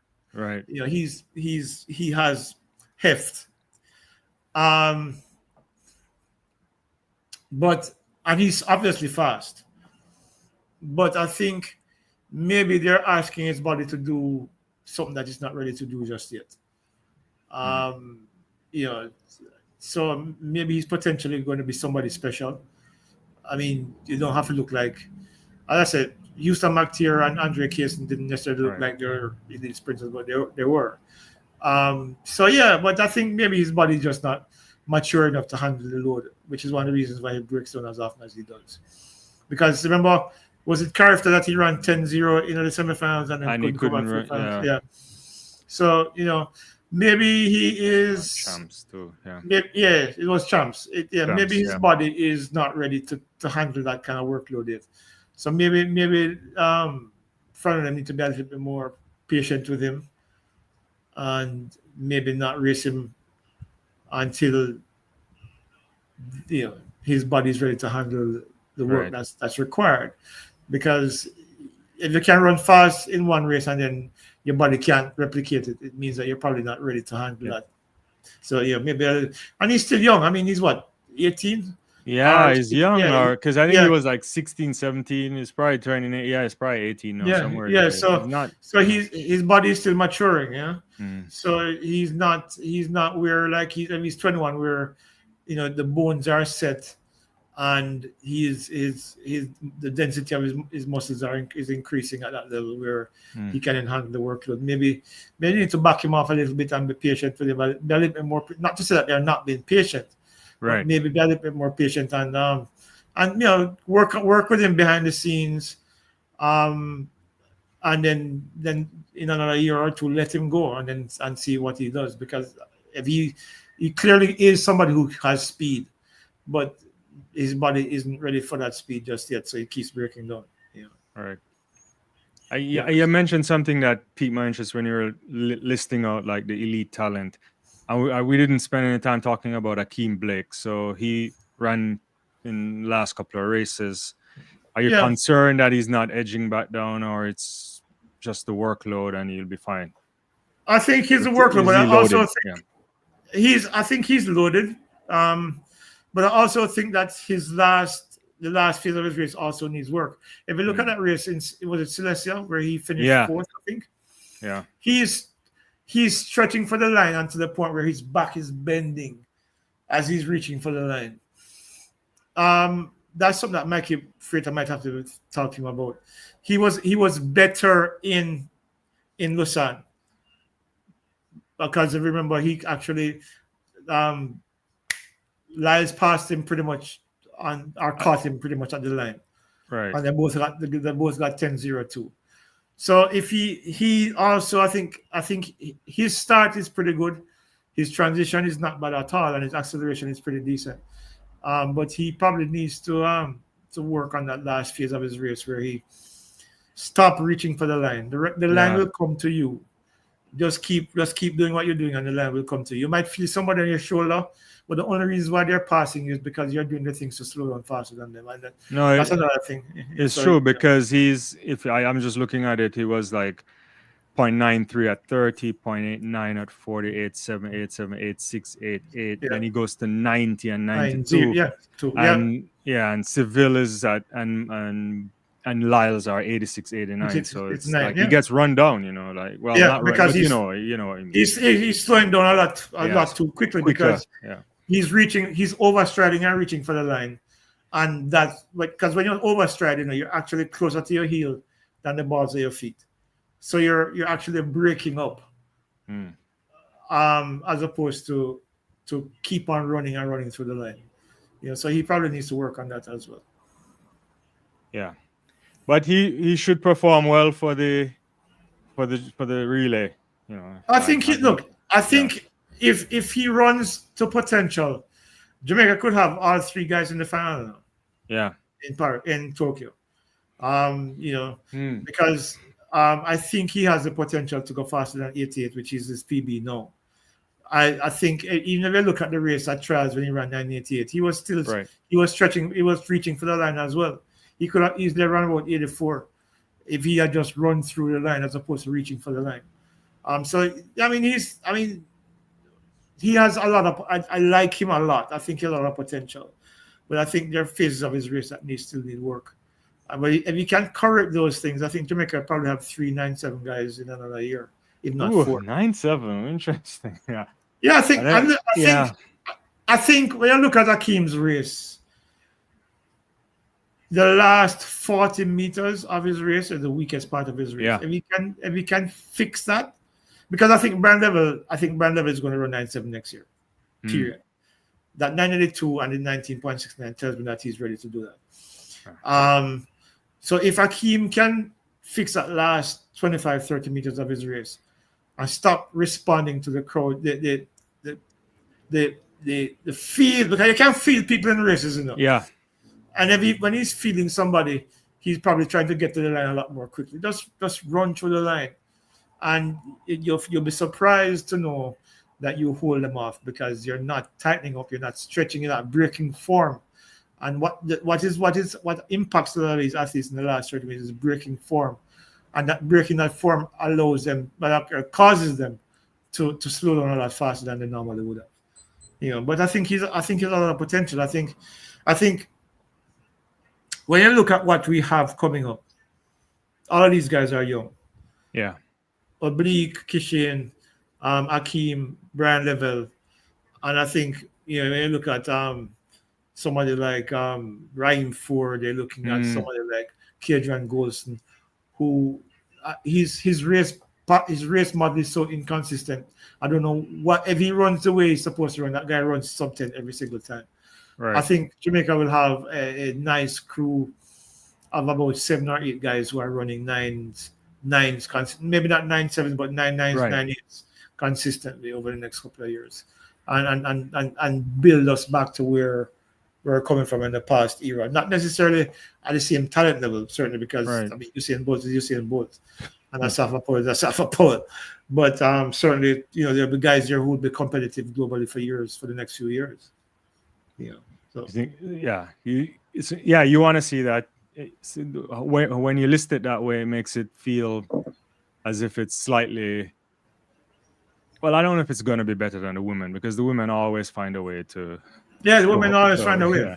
There have never been a period where, at least since the modern era, when women were like, from 2004 until 2 years ago or last year, because Sharika was still winning last. Well, not Sharika last year, 2023. Jamaica's women have always been at the forefront of Jamaica's track and field. Yeah. I would even go back to the 80s if you think about, had Merlene Grace, Julian Cuthbert, Bev, Dion going all of them, McDonald, Fenton, Lorraine, everybody. Yeah. I tell people all the time, between Jamaica's men started at the Olympics in 1948. Yeah. And between 1948 and 1980, when Merlene Ottey won Jamaica's first medal as a woman, the first Jamaican woman to win a medal at the Olympic Games. Since 1980 and present, Jamaica's women have outstripped Jamaica's men in terms of medals won at major championships. Yeah, by far. By far, too. And if you take Usain Bolt to that equation, it's even worse. But we always get the impression that when our men are not doing well, Jamaica's track and field are not doing well. But they look at the last 10 years, who's been dominated. When it's not Shelly, it's Elaine. When it's not Elaine, it was before it was Veronica. VCB, people forget now. Yeah. Remember, people forget that VCB is the first Jamaican woman to win a global title in 100 meters in 2007 in Osaka. Yeah. On that line, beating Lauren Williams, right? Exactly. And then Shelly became the first Jamaican woman to win an Olympic gold medal in 2008. And she did World Championships 2009. And then 2012 and 2013. By then, Veronica was, on her way out. Right. Yeah, but in 2019, didn't Veronica win bronze in 200 in a 280? Of course, in 2020, yeah. Nobody saw her. People shouldn't sleep on VCB. VCB, those double junior medals in Chile in 2000, that ridiculous backstretch in Sydney, and as a kid, with Merlene was still there, right? Yeah, Tanya Lawrence, and she goes to 04, second woman to go back to back over 200 meters. It's not a joke athlete, it's one of those things. Yeah. Jamaica has been blessed with some of the best female athletes, sprinters in history. VCB, Elaine, Shelly, Merlene, those 4 alone are in a pantheon that very few women belong in, but the men had these massive gaps, after 52, it was Billy Miller in 68, and then after that it was Quarry in 76, and then after that it was Bolt in 2008. So there is massive gaps with the men, and unless we claim the guys who like Linford Brisky and Donovan. And they claim the guys who are Jamaican. Then, it's a different story, but we can't. We can't. Linford Christie, looking at Ben Johnson, you're looking at Donovan Bailey. Like for example, in that 96 final, it was and it's also not Jamaica. If you look at the Caribbean's impact on sprinting, Obadiah Thompson, Thompson and Mark Burns, Richard Thompson. And you go back to Hazley Crawford with the same time with 76. I mean, when I look at it, is that, like, for example, the 96 final, for example, Yeah. you had Michael Green, you had Atto. Otto, you Mm. had Linford Christie. I'm talking about the Jamaicans now. Oh, Kieran Kirkland. The Jamaican Yeah, yeah. connection. Yeah. Well, I guess I can And claim some Atto too because half of yeah, them. yeah, because yeah. So yeah, and then so My it's wife is not going to be happy with that, but yeah. yeah, well, it is what it is. The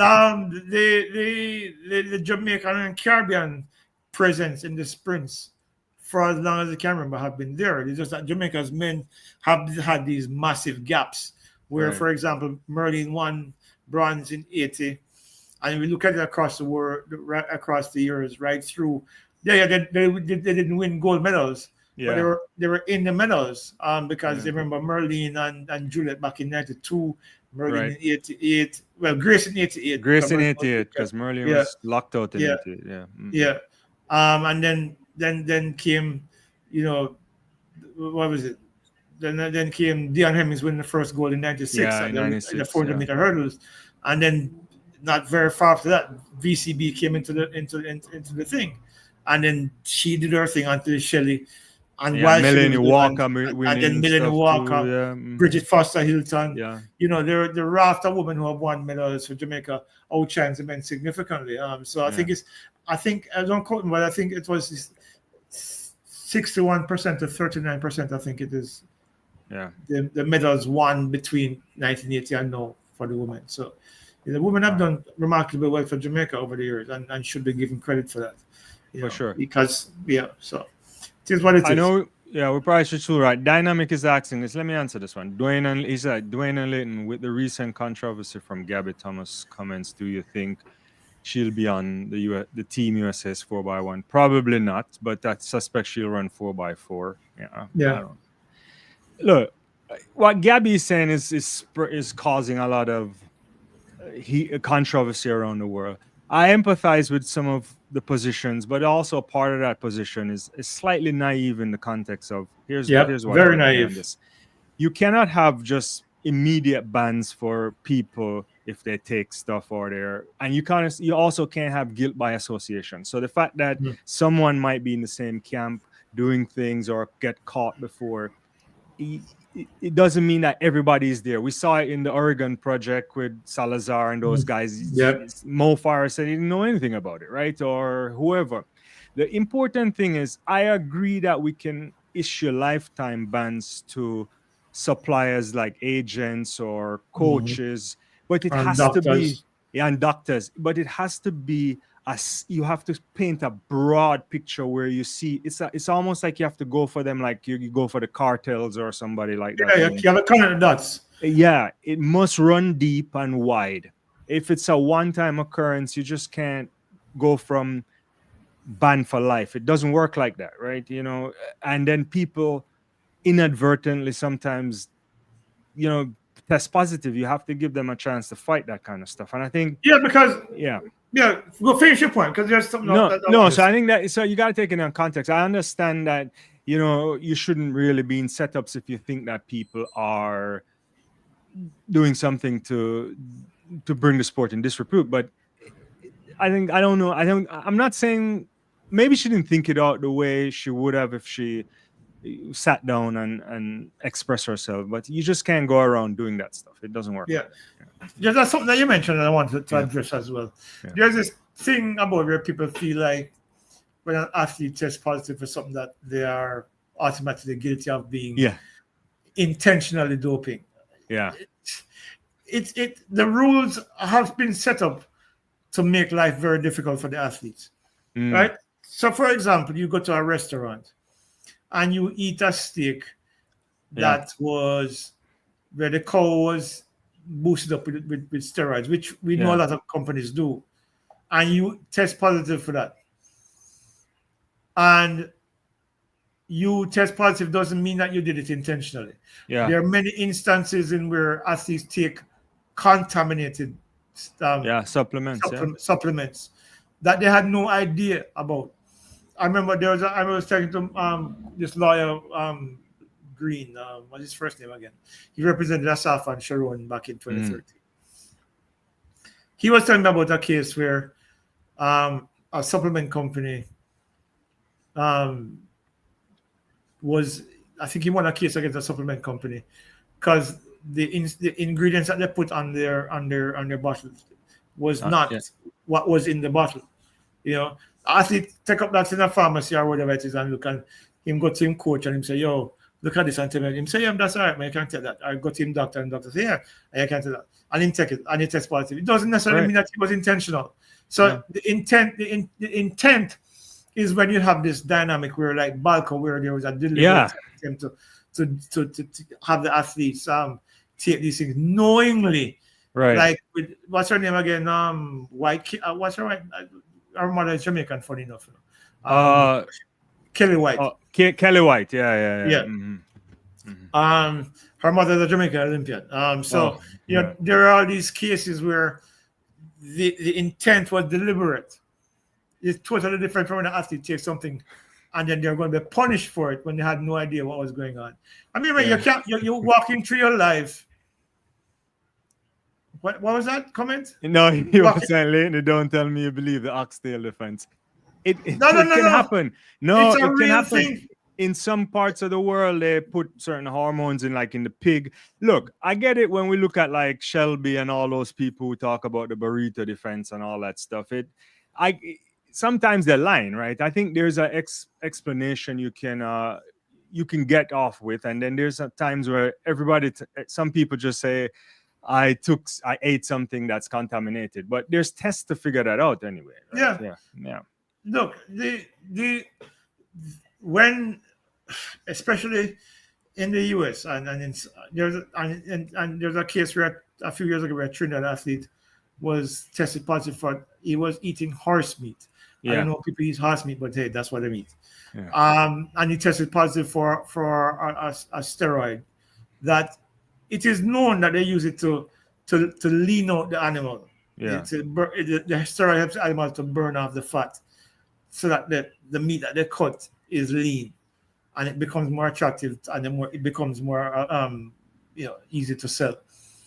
And an athlete will ingest it. It's not a fantasy. It's something that, having studied chemistry in school and in college, actually, there's a lot of things that will happen in terms of how something that you eat becomes contaminated.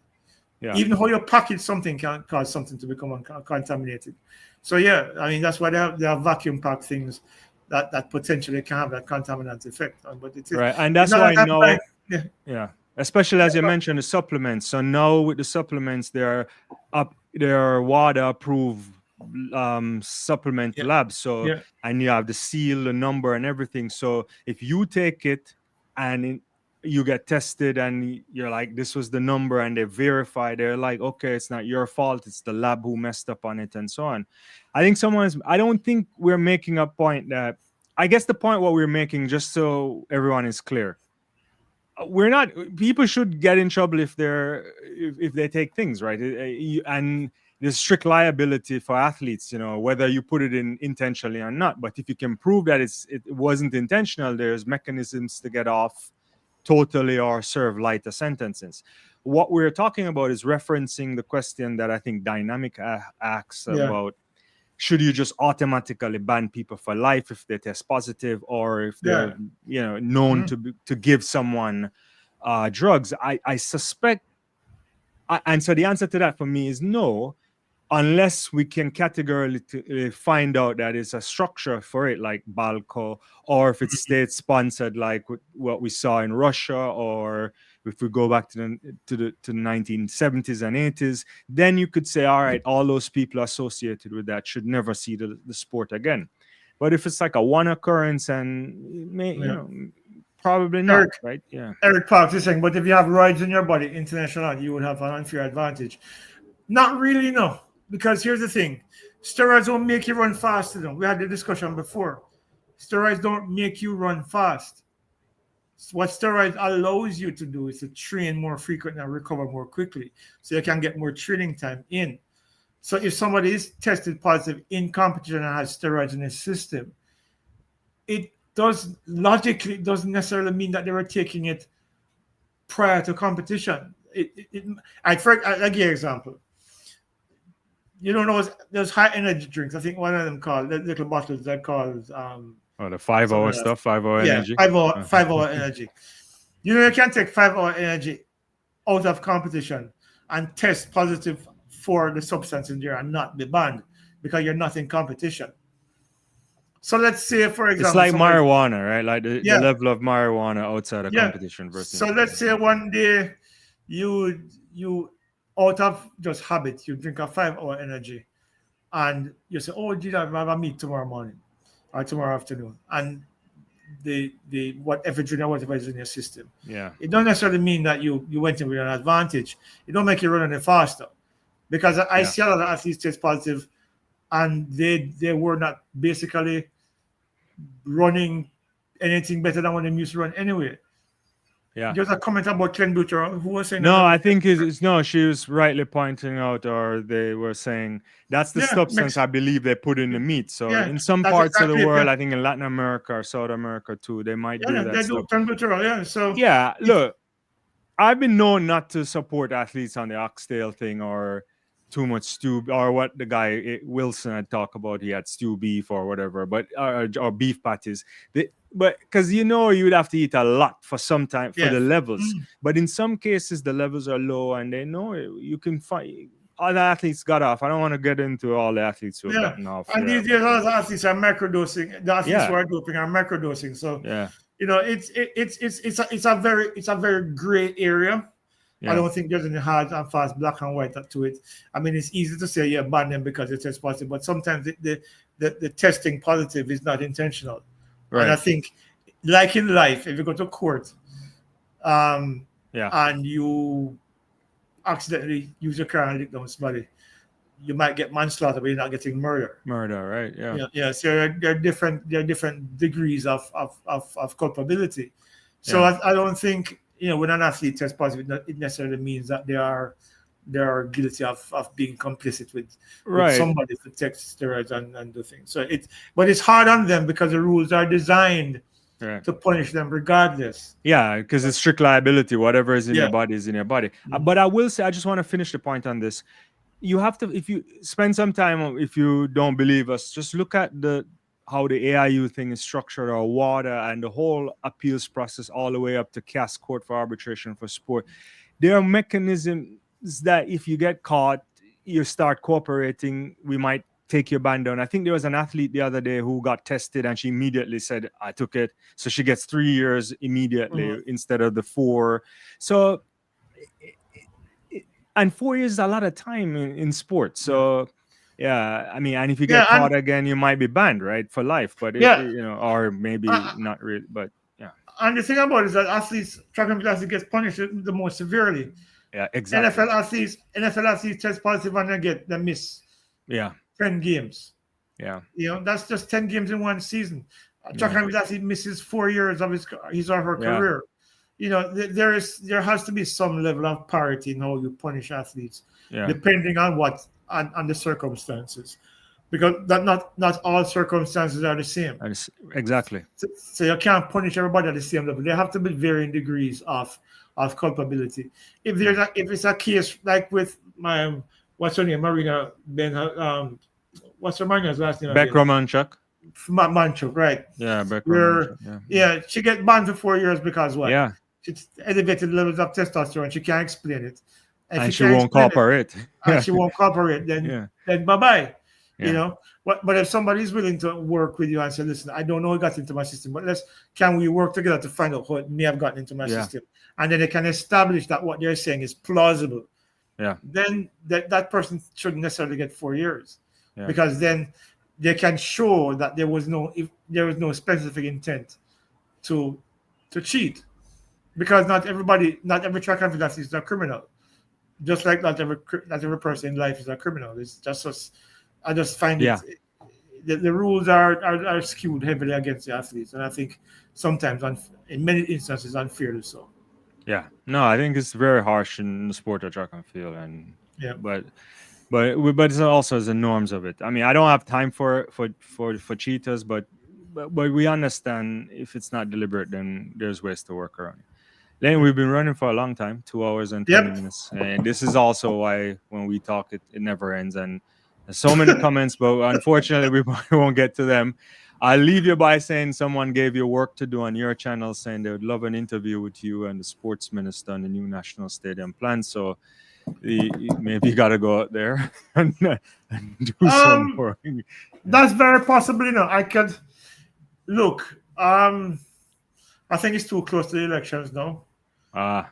I think if they are returned to Paul, I don't think she'd mind very much. I can always reach out to her. I have her on my speed dial. I can talk to her and find out if she will be willing to do an interview with me on my channel.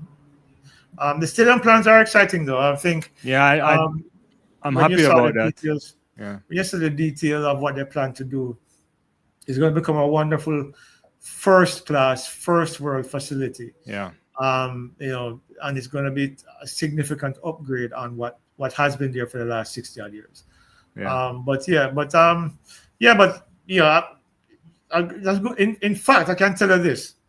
I have a list. It's not on this notepad. It's somewhere there. I have a plan to interview our sports if they return to Paul to interview. In fact, regardless, whoever is sports minister, I want to interview. I want to have a plan to interview the Prime Minister of St. Lucia about the work he's doing in sports. I have a plan to interview Irfan Ali in Guyana because he understands how sports can be an economic driver. Right, and they got money to know. And they have money to do it too. So all of those are in my plans for the foreseeable future. Where's my notepad? I could actually show the names that I listed out, all the people I plan to talk to. Well, this is why they make sure they have to subscribe to your channel. Yes, please so do. That way they don't miss anything. Yeah, and look, I know people like short videos, and I think that's where a lot of people want me to be. These 3 and 5 minute videos, and there's nothing wrong with those videos. But there are times when an interview is going to require a little bit more gravitas than just what you're seeing there. So I want to. I'm going to see if I can arrange a few of those interviews in the coming months. And so if you want to see them, subscribe to the channel. It's Mr. Analyst. And of course, subscribe and of course like and make feel free to comment. Of course, we have an interview on the channel with Kenton Facey and that talks about how they got sick in Mexico. It's a really interesting story. It's a good interview too, yeah. We have another interview that I told you guys about earlier this week about Tyrese Taylor's coach, Doug Case, who also coached Omar McLeod to Olympic title in 2016, talking about how he got Tyrese Taylor to drop from 145 to 143. Okay. Yeah, so that's coming up by today's Friday, so maybe by Sunday should be up. So all those interviews are coming up, and I have some lined up for next week. So and obviously we'll have more from the Zurich Diamond League final as well. So next week is Zurich, and then on to Tokyo. And on to Tokyo, and during the World Championships in Tokyo, I'll be doing lives. Each day. Not necessarily with Dwaine, but certainly a short live video just to give my impressions of what I saw on the day, and maybe I don't know if make predictions is the right word, but give my perception of what could happen, in the coming days, depending on what we saw. So you can look forward to that. But I'll be doing some stuff too, some watch-alongs and some reaction videos to lives and other stuff. Hopefully people can, and then maybe Leighton and I might end up doing some more stuff because they seem to like this, so we'll see. Man, for real. I don't know if I'll be able to do live because I'm going to be working with some people for the World should be working with some people for the World Championship. So we'll see how that works out. But I'll certainly be doing some short lives during the World Championships to put some perspective on things that we might be seeing on the channels. So we'll see. Anyway, guys. Well, we'll call it tonight. Sign off if you want, Leighton. I'm gonna get some sleep. All right. I have a full day tomorrow, and so we'll see. Same. All right. Yes. I'll see you guys. Good night, guys. Good night, and remember to not beg to just subscribe to the channel, please. That nigga needs the help. Support Leighton's channel. Obviously, I love your subscription too, and we'll try to do this again sometime. Yeah, man, cool. And we can probably do some more lives with Dwaine because obviously we work well together. We can actually do this for 2 hours and change and not be like. and not like, I feel like we could. I feel like we can do some more as well. But look, when we come, just I me. have like we have a million things to talk about, and we never quite get to them. So we'll see. Yeah. All All right, right. guys. See Have a ya. good Bye night. bye.